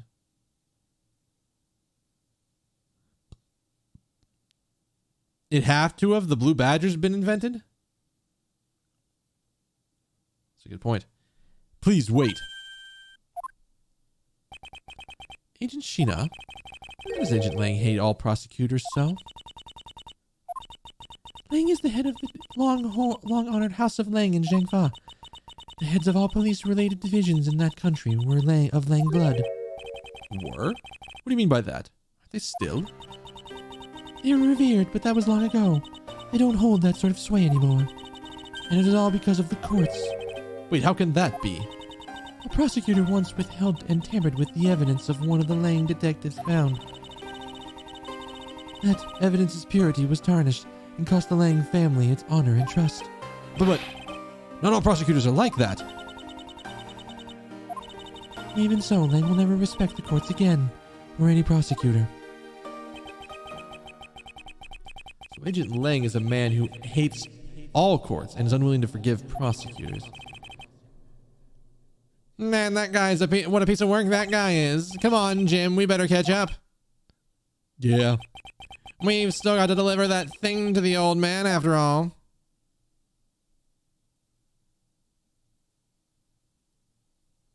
They have an entire Blue Badger theme park? Yeah, there's no way that wouldn't have happened in like the however many years it took them after the Blue Badger stuff happened. That's the timeline's a little fucky wucky. Detective Gumshoe, I believe it's time we wrapped up and headed home ourselves. Yeah, are you going home too, Mr. Edgeworth? No. I've done nothing but be entangled in one mess after another since my return. If it's all right with you, can you drop me off at my office? No problem, sir. Excuse me. Yes, what is it? Hi, it is. Thank you very much. It's okay. No need to thank me, pal. Just doing my job as a detective. I guess I was fooled pretty badly by Lance. This ring is tasty, though. Oh, girl fate. What's a woman to do when she's been hurt by the one she loves?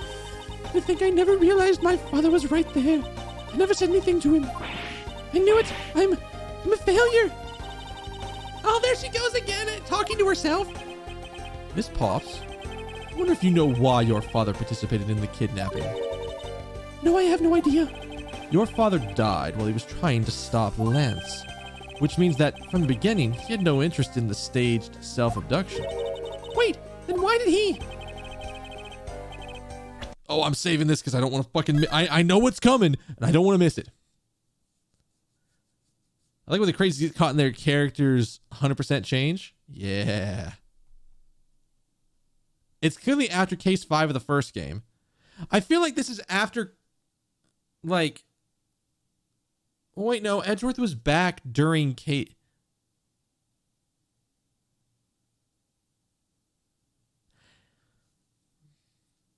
Did Edgeworth didn't come back during Ace Attorney 2.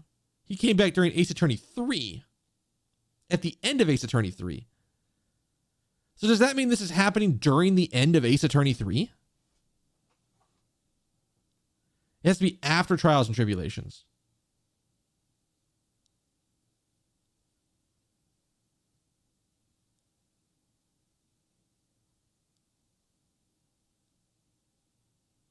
Huh.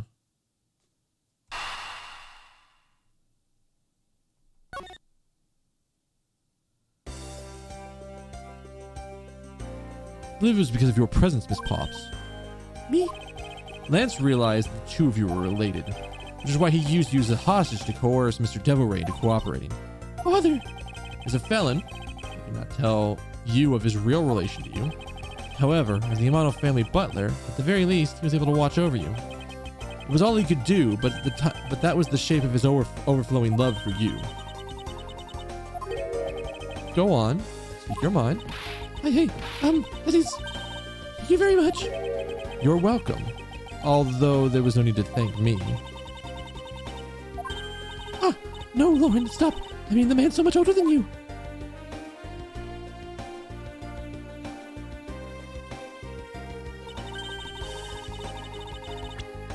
Wait.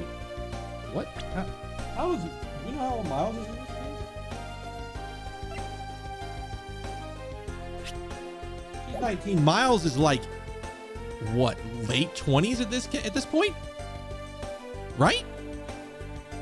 Isn't he like mid to late 20s at this point? Bridge to a Turnabout, the final case of Trials and Tribulations, was mid-February 2020. 2019 in universe. Turnabout Airlines is March 20. So it's right after that. Okay, so I guess he left for like a month after the end of Trials and Tribulations.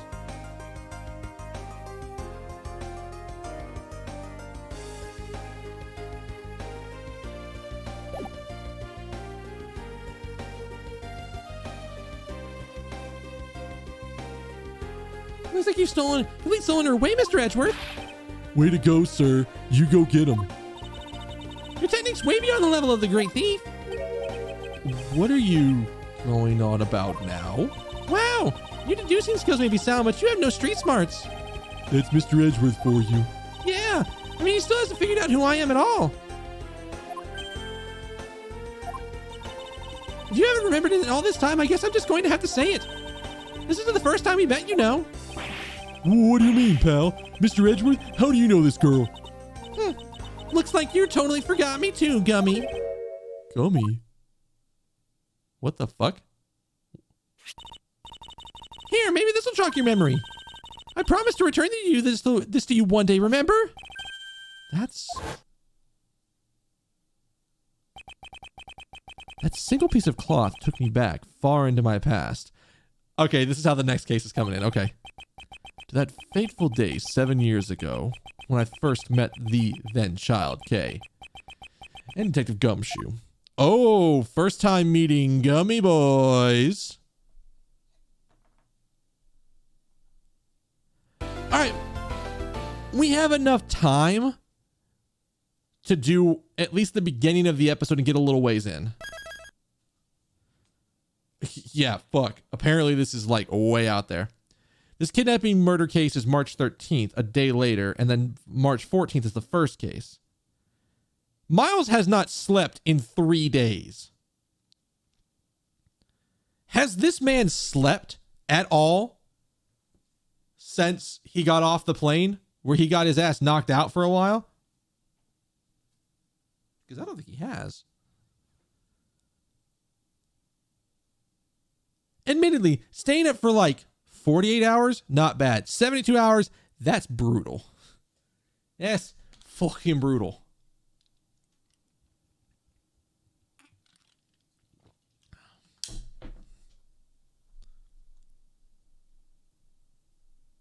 All right. Turnabout Reminiscence. Kay Faraday, the young lady who calls herself the second Yatagarasu.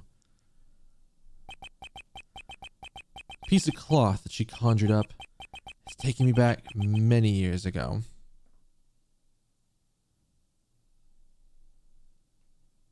"7 years earlier.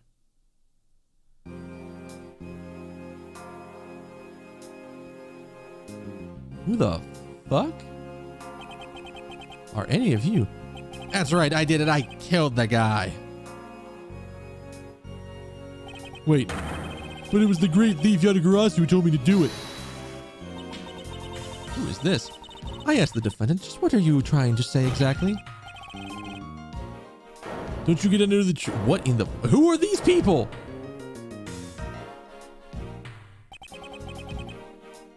The Yatagarasu's the man standing over there on the prosecutor's bench. Are you saying that I'm Yatagarasu? Don't you dare deny it. You told me to kill him when you snuck into the embassy. You're claiming that Mr. Faraday is... Oh, fuck. Miss Rell, I've heard just about enough out of you. Your Honor, please listen to me. I'm telling you the truth. You gotta believe me. What the fuck?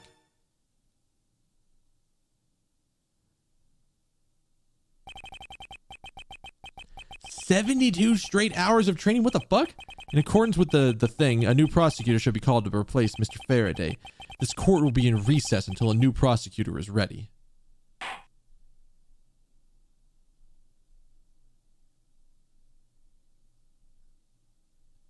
Am I gonna have to prep a voice for her? Because that's gonna be a thing. All right. I am trying to think. The longest that I think I have stayed up might be like 36 hours. I think that's the longest I've ever like stayed up like straight away. I've never done 48 hours. Well, this is going to be a lot of... I'm actually probably going to have to get a... I'm probably going to have to use the voice changer to do it. Even younger K. Since that seems to be where we're going with this one. But no, like, I've never... Like, I did... 2 36-hour stunts at the end of college. One of them was to finish a paper before it was due, and the other one was to study for 3 tests back to back. I had 3 fucking tests on the same day, and this is back before, like, or maybe not the same day, but they were super fucking close to each other. I can't remember if tech implemented a thing back then that said you couldn't have 3 tests in one day. Or maybe there's a thing where like you could have exempted off of it. I don't remember. It's been a while. But like I do remember staying up for that long, and the first time I did it wasn't bad. The second time I did it, I was out for 12 hours. Yeah. Like I have to imagine that like training for that long would like you were probably out for like I feel like you'd be out for a fucking day at that point. Your body's just like, you know what, fuck it, I don't exist for a day, I'll be back later. Because I know I'm coming up here for this, fuck it, we're talking for a bit. I've done martial arts training. I did Aikido for 8 or how long was that, 7 years. I did Aikido training for at least 7 years. And while not as like physically intense as some other things, as some other martial arts, the thing I'm talking about was done, it was a specific thing for my dojo, from like the school that I trained at, that was part of your black belt test. So during the black belt test, you know, we're bringing music up for this because I don't want to have just nothing happening while this is going on. So this is probably the most physically exhausting thing I have ever done, but it has a lot to do with adrenaline and just going. So the way that it works, as part of your black belt test, not to mention the fact that you've been testing for your black belt for like 6 months at this point. And I say it like that because not only is it you have to show proficiency at a black belt level with all 50 techniques, which that's not bad. That's not hard. You've been training for this for 5 years at this point. You can do the techniques pretty easily. The hardest part, which is one of the biggest things, is going from just doing the techniques to teaching the techniques. And that's what makes the testing take so fucking long, is because you have to be able to teach somebody how to do all of these techniques from scratch. And so you start off by going, okay, well, you want to do front wrist throw, you just do this, and then you do this, and then it's me like, nope, that's wrong. You kind of look at I looked at the instructor when he told me that. I was like, what do you mean that's wrong? That's how you do it. And he's like, how does anybody know how to stand? How does anybody know how to put their hands? You need to describe in like excruciating detail how to do these things, because they need to be done precisely to do them right. And it's like you're putting your thumb on the knuckle of the opponent's of their opposite pinky finger, bottom 3 fingers grabbing around the thumb, index finger pointed out, and you're pushing back up their arm in order to do the throw. And you have to do exact steps like that. That's what makes that take that long. But that's not the exhausting part. During your final part of your test, what they do is it's usually a big event in the dojo, so like they announce it well ahead of time, and everybody joins, and they start off by lining everybody up in rank along the wall, and you're standing like right here. There's like a bar that the instructor has sat down, and the head instructor is sitting right at, like, the line goes to here, the bar is here, the head instructor's here, you are standing here. So you're waiting, and the head instructor has a list of cards, and these are a copy of the cards that they used at the dojo he trained at in New Jersey. So they take the cards and they pass the cards down. I guess before they do this, they say anybody who doesn't want to participate can sit out, and it's fine. There's no shame in sitting out if you're not comfortable participating in this test, because it's like they take it seriously. So you take the card. On the card is a single attack. It can be a punch, it can be a kick, it can be a strike with a weapon, and they had like sticks, like sort of like, I would say dowels, but they were like lighter than dowels. I don't know exactly what they were made of, but they had sticks, and they had like wooden guns, because there was gun disarmament. And they also had like rubber knives. And the idea was, everybody gets one attack, and then they pass it down, and everybody gets one. The stack of cards sits at the end of the line. When it's your turn to come up, you should know what your attack is. You hand it to the instructor, and then you do your attack, and against whoever's at the front of the line, whoever's taking the test. I want to say there was like 200 attacks in that stack. So you have to go through all the cards. And also there could be like multi-person attacks where like somebody is coming up and like grabs too. You had to break grabs. There were some grab breaks. And it was very specific about like, okay, you're gonna use your right hand to do a rear choke, and then they had to break out of it and do whatever was appropriate. And so you went through the entire stack once, and the instructor was noting everything that the person who was doing the stuff wrong. So I'm doing this. I'm getting people trying to hit me, like not pulling punches. They are trying to hit me, especially some of the upper ranks. Like once you start getting to like purple, brown, and any of the black belts that were participating, they were trying to hit me. And it's like you had to actually do these techniques properly or you were going to get hit. So they would go through the stack once, and the instructor would keep track of everything you did wrong.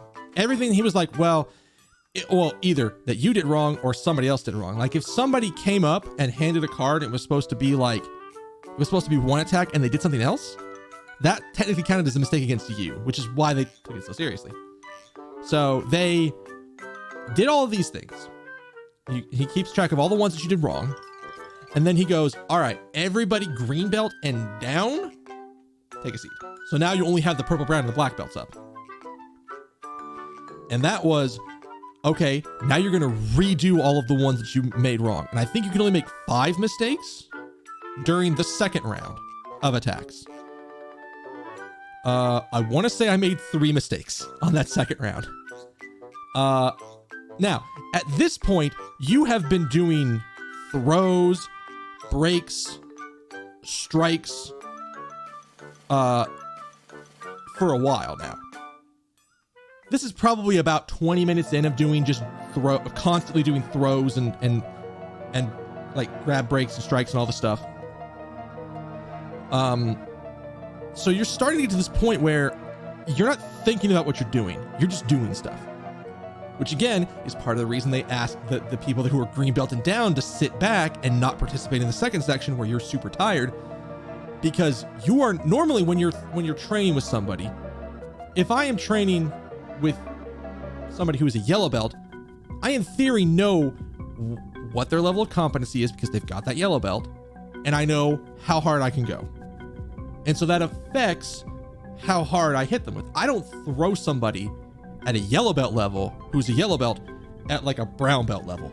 That is asking for the yellow belt to get hurt. And that is never what you want. You never want to have that happen. So you go through the attacks again, you do this, and then it turns into free form. So now that you've gone through all of the required attacks, the instructor goes, all right, so say 200 attacks the first round, you made 50 mistakes, 50 small things. You do that, so you're now at 250 attacks. Now he says, all right, everybody else gets back in line, and now it is a free-for-all where anybody can do any attack they want. If you want to come up, if you want to just come up and grab my wrist, that's fine. We'll do that. I'll break out of it. If you want to try to hit, if you want to try any specific attack, anything like that, we can do that. And I have to defend myself. And that adds about 100 to 150 more attacks. So we're at about 400 attacks now. So pure exhaustion. And I know this because I have it recorded. My parents have the actual like video recording of me doing this, which one of these days I should get and digitize. I should digitize that shit. Just to have better storage of it. And I actually probably need to go look at it again, to be honest. Because I haven't I haven't actually watched myself doing it, but that's an entirely different thing. So at this point, you are dead tired, completely exhausted. And so they do, it kind of depends. Sometimes it's 75 jumping jacks. Sometimes it's 10 laps around the mat. Sometimes it could be any kind of thing. So you do that extra physical exercise, and then what they do is they start you on the one side of the mat, and the idea is using only your fists and like pushing yourself forward, like up and forward, and then like dragging yourself along. You have to cross the entire mat to basically the center of the mat, like where like the shrine, like the focus of the center of the mat. And you do all of that, and that is the end of your test. We actually do some of that, some training like that about not getting surrounded. It's not very often, but it is something that we do every once in a while. It was a good training exercise to consider, like, okay, you've got 5 motherfuckers in front of you. How do you stop them? How do you stop people from doing that? And a lot of that was like moving to the side to get them lined up. So you only effectively had one person at a time you were dealing with. But anyways, I'll finish my story and we can continue to talk about that. So I did all of this. And then I go back into the back room where the bathroom is. And I'm just like exhausted out of my mind. I am barely registering anything. I go back, get a drink of water, and I go sit in the back room, or I go into the back room, and I'm just kind of like trying to fucking calm down. Cause like by the time the end of it was happening, I don't remember the last half of everything up to the 75 jumping jacks and then dragging myself across the mat. I don't remember the second half of the attacks, except for like one instance where like somebody came and like grabbed my lapel and started pushing me backwards. Like they were like moving me. And I just went, what? And I took a step back, and then I went, oh, screw it. And then immediately just like tossed him over my knee. So, that's like the one instance I remember, because I had to throw the guy over my knee. And I had to think for a second. I was like, wait, what is happening? And then I just did something and was good. So I remember this because it took it a second to register, but I remember the head instructor coming back to check on me because he was like, are you okay? You're not going to collapse back here, are you? So that was definitely a moment of like, okay. It is like legit the most physically exhausting thing I have ever done. And it's still really cool. I still really enjoyed it. I really do need to go back and actually get that copied out. I don't know where the fuck my parents kept it. They have it around. Let's see here. Black belt testing involved defending myself in a sparring session for about 20 people. Was to not get seriously hit. Okay. Is Deputy Black Belt like the red belt with the black stripe through it? Is that usually what that signifies? I never knew what that rank was supposed to be. But I guess like in between red and like almost black belt makes sense.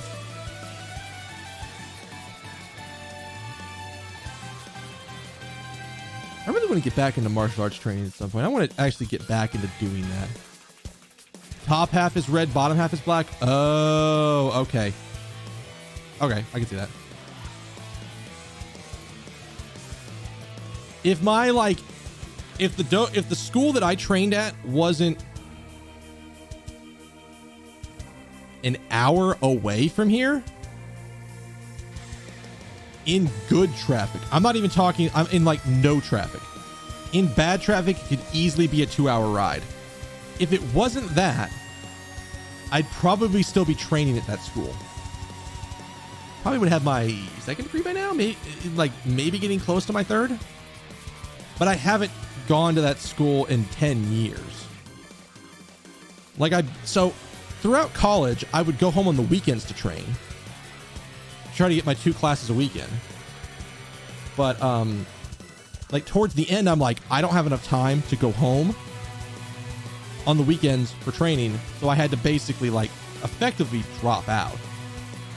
And if I had kept going, or if I had somehow gotten a job that was closer, or was in a position where I could have made it out to there every once in a while, I'd have been able to basically like restart back up at the school and keep going. But it just never happened.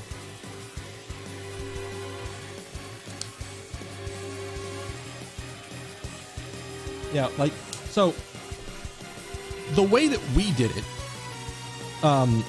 we didn't do it with 20. We did it with 5 people. I think the most. And the way that we always did it was everybody started sitting in like Seiza. So you're sitting on your knees. So you're sitting back on your legs. And it's like, and you have probably about, I'd say 10 feet between you and the people in front of you. And so it's, when the instructor says go, everybody stands up, and then you gotta get everybody down.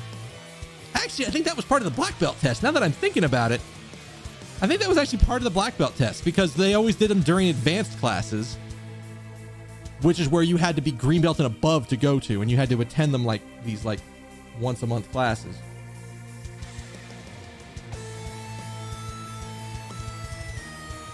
And we didn't sit in half lotus or anything like that. We sat in like I'm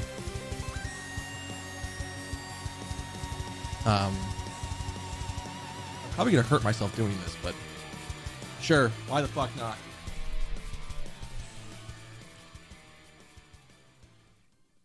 It was always like this, just on your legs, back. By the way, both my knees just cracked.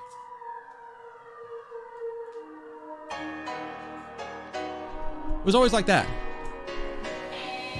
I also weigh probably like now easily like 40 or 50 pounds heavier than I did in high school. I'll fix my bed later. Well, it was more for the people who happen to be watching who may not exactly understand what I'm talking about. But it was like, you sat like that, the instructor said go, everybody stood up, and you had to defend yourself against 5 people.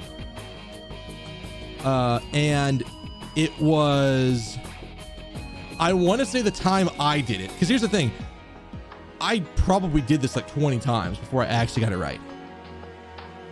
And the way that I got away with the end one is that even though I was going down, I threw the guy with me. Like, instead of him just taking me down and holding me down, I basically took him and intentionally fell backwards and like tossed him. And that counted. So I was like, hell yeah. But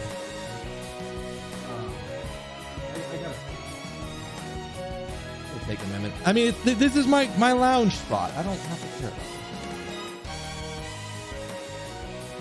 But no, it was, martial arts are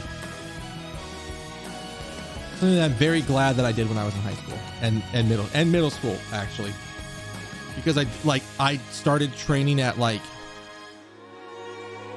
13, and then I think I was the youngest black belt there for a while until the head instructor's kid got black belt, and she got black belt I think at 16.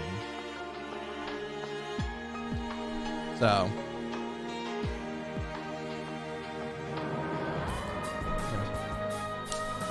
enough of a distraction. Let's jump back into Ace Attorney and try to get a little bit further into this case before we actually end for the night, because I've got some time.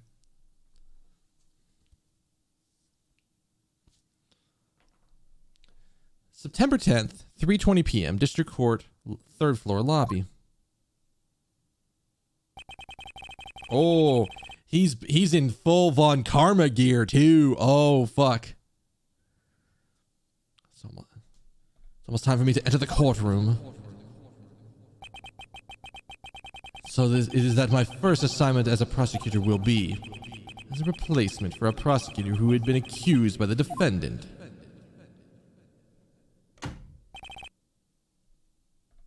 Edgeworth? Oh, fuck. You know what? We can still use this. Sir?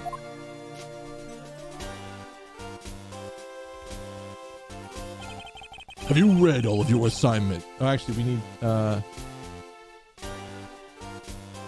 karma's gonna be a little deeper. Have you read over all the documents regarding this trial? Yes, sir. I've memorized everything there is to know. Very good. The paperwork for the prosecutor substitution is just about complete. Edgeworth, always bear in mind that as your mentor, I, Manfred von Karma, will accept nothing short of perfection. I understand, sir. To have the chance to stand in court at such an early stage in my career, I am honored and proud. As I have watched over your studies, I'm giving you this very rare chance. Prove yourself, crush the defendant's pathetic lies into oblivion. Yes, sir.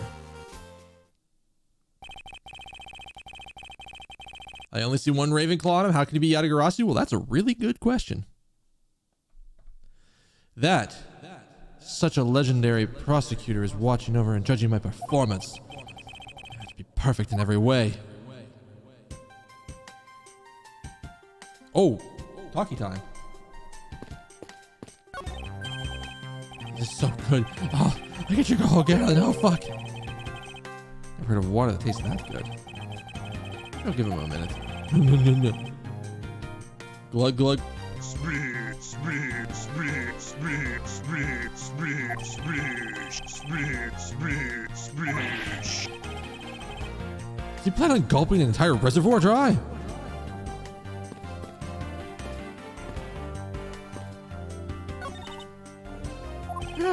Excuse me, madame, but something the matter?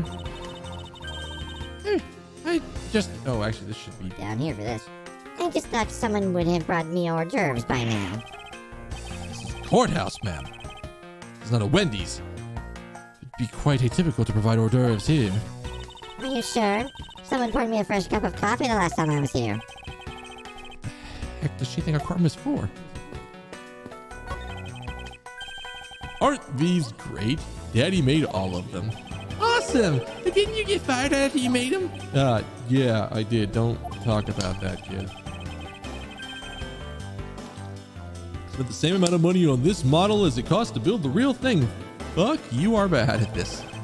And my boss wasn't very happy with me. Ha ha ha. Hey, Daddy, didn't you say you built the secret mechanism inside?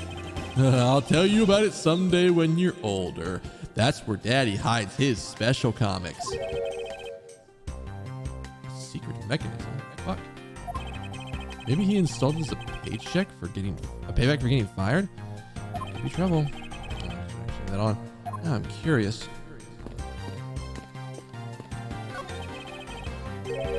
Bookshelf, huh? Compendium of Law for Beginners. Time to read this and second guess myself now. God, what a cold stare he's giving me. As a disciple of Von Karma, there is no option but to win. It's good. Harv's cold stare rivals my own.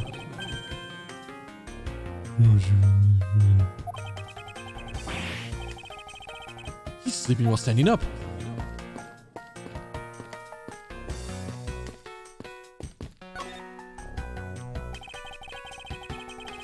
Today's trial should have ended in just 1 minute. Because the defendant was picked up by security camera, correct? Exactly. The killer had the gall to say he only killed because he was instructed to do so.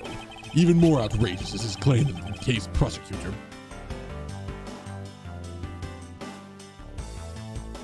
Brine?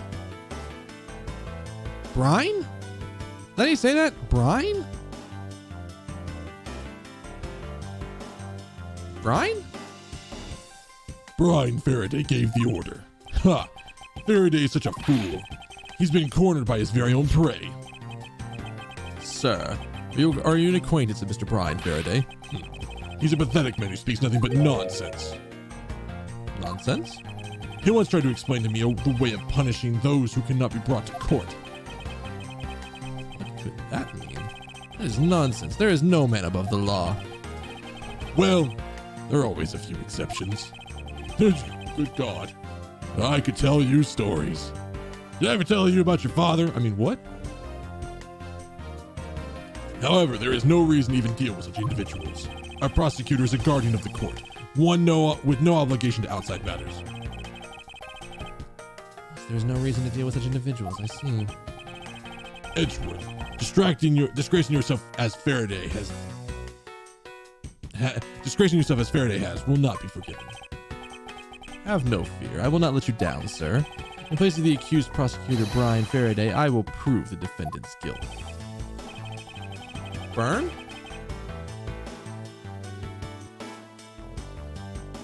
Burn Faraday?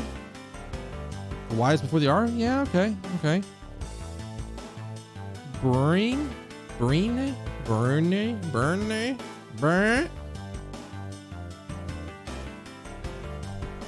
Very good. I've secured an hour of recess for you to prepare to do just that. Show them all the power of the Von Karmas. Have you achieved a firm understanding of the case? Yes, sir. Memorize everything that is written down in the case files. Well, then explain the case to me. I want to see if you really know what you are talking about. Oh, God. Understood. A murder was committed on September 8th in front of the Codophian? No. I have no idea what's going on. The victim, Mr. Died Man, was a staff member at the embassy at that time. The defendant in this case, Mr. Macrell, was held for questioning the night of the incident. He was deemed suspicious. He was quickly placed under arrest for possession of a murder weapon, a gun. Furthermore, at the time of the murder, the great thief Yatagarasu had successfully infiltrated the Kondofian embassy as well. At first, Rao claimed that he himself was Yatagarasu, but that did not kill, but that he did not kill Deadman. I wonder what he expected to gain from such a desperate lie. It's possible he wanted to go down in the spotlight if he is found guilty. There is truly no limit for people's inanity. But I digress. Continue, Edgeworth. Yes, sir. During the trial, the prosecution presented security footage that captured the murder. The footage clearly showed Mr. Rell as the murderer. The act of Mr. Rell firing the gun could be clearly seen from the visitors' gallery. Upon that, the defendant retracted his statement and admitted to the murder. I did it because I was told to by the real Yatagarasu, Burn Faraday. That sounds about right. However, you've forgotten one thing. Nani? Well, this may appear to simply be the murder of a Kondef and embassy staff. People are actually referring to it as the second KG-8 incident. The second KG-8 incident? I'm very sorry, sir. I feel to have failed to study hard enough. Huh. Well, even amongst the police, its information is that to only a select few are privy to. Could you please enlighten me, sir?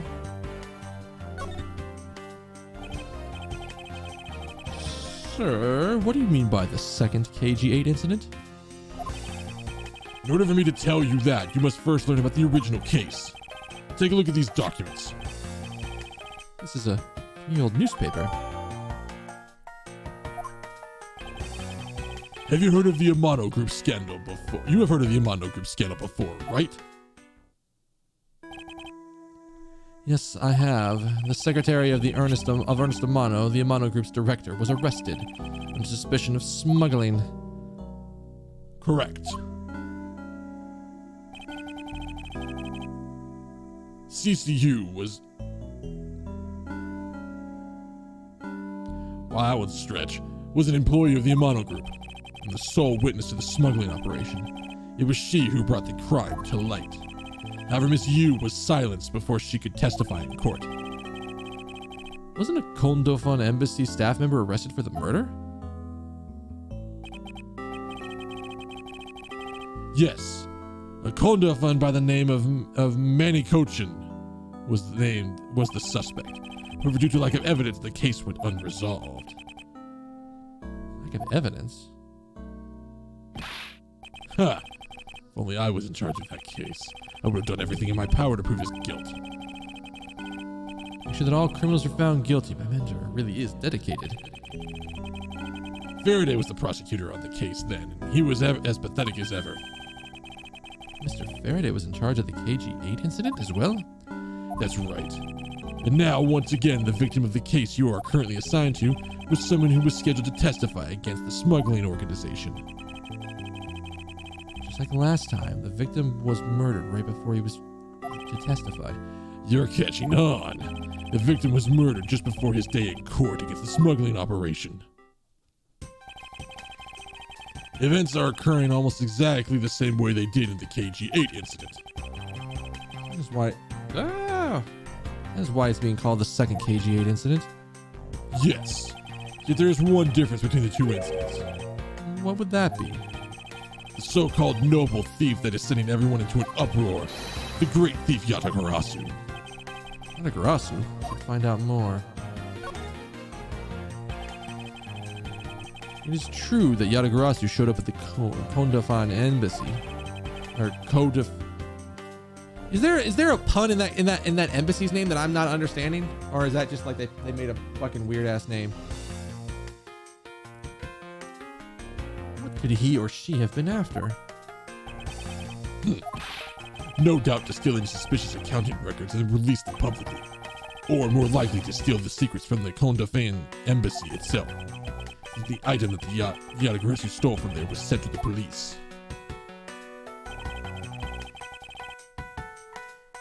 Was it that Yatagarasu sent to the police? I don't know the details. Anything related to the Yatagarasu is getting top secret treatment. Still, I find it very ironic. By returning the stolen item to the police, it was proof positive that the Yatagarasu had infiltrated the embassy on the same day the staff member was killed.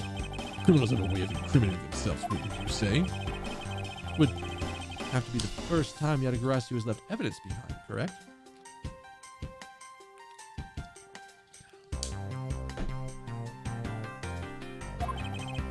Yes, indeed.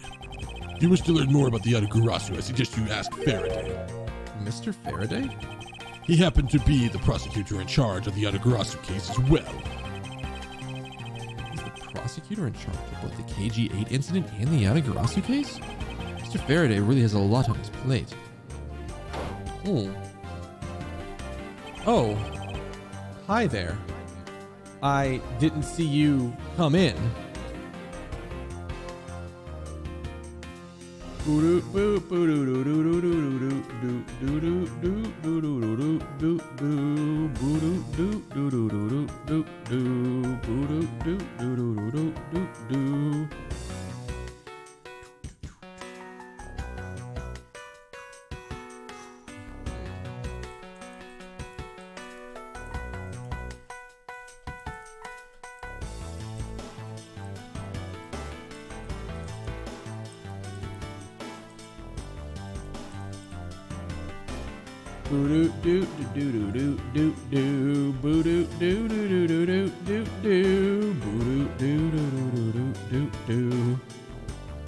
Haven't seen one of those guys in a couple of days. They've been kind of slacking for a bit. I have to say. I don't know what the fuck they've been doing, but it clearly hasn't been the right thing. Like legit, I haven't seen a spammer come into my channel in a really long time. One of them fucking spam bots. Who is... Oh, that's the wrong one. Who is this little girl? Okay, this is the moment where I have to get Kay's adjusted voice together. So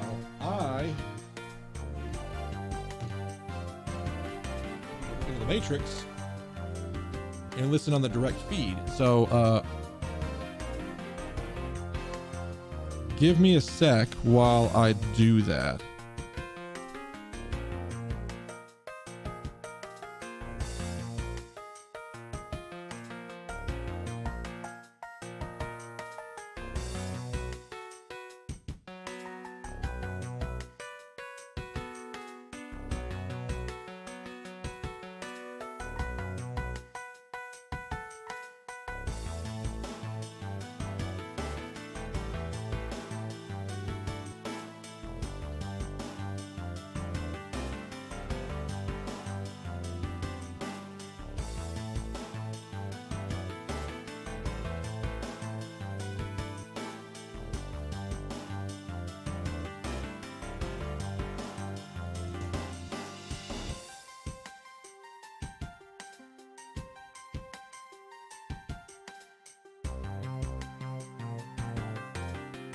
All right. I have at least Kay's thing taken care of. All right. Ba-da-ba-ba-da-da-da-da.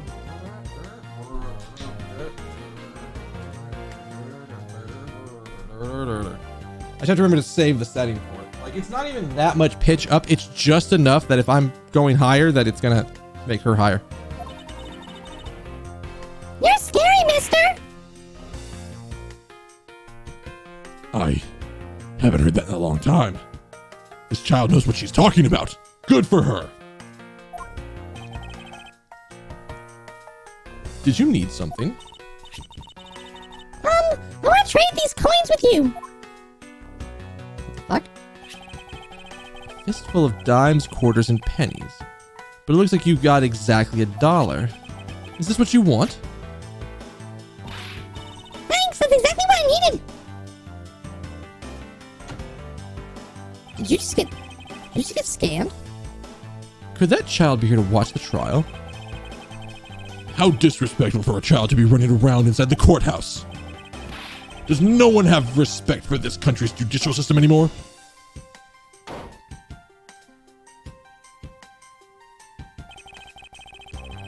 The paperwork for the prosecutor's substitution is complete, sir.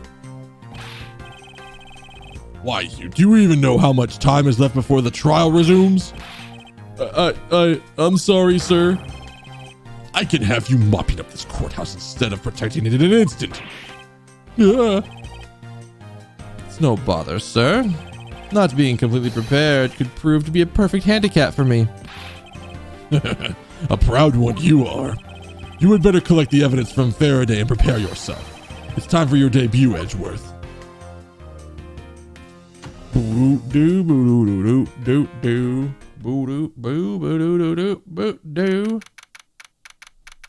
September 10th, 4 p.m., District Court number 3. And that is where we will stop for the day. All right. Well, I've got Manfred's voice down. I've got Kay's younger voice dialed in, I think. I'll go back and listen to it, but I think it's good enough. I'm just going to go with it, regardless of if I'm like, oh, that sounds atrocious. But yeah, this is good progress. Besides, like, legit, the one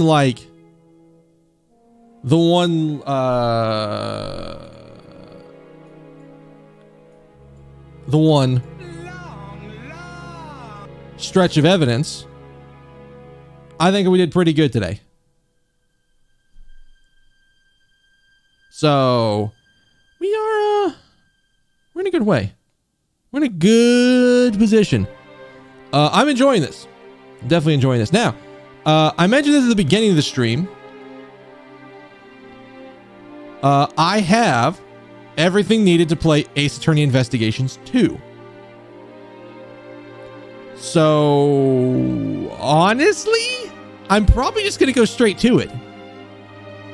I'm probably just going to go straight into Ace Attorney Investigations 2 once we're done with this.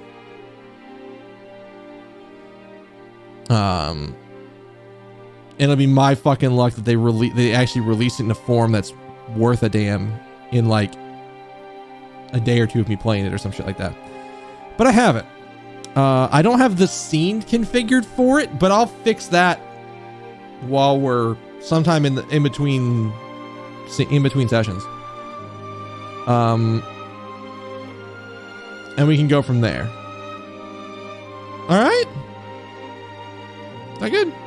Sounds good. I want to thank y'all for being here. You guys are all awesome. If you're new here and you want to come back and hang out, hit that follow button, come back, hang out, hit a bell if you like notifications, if notifications work for you.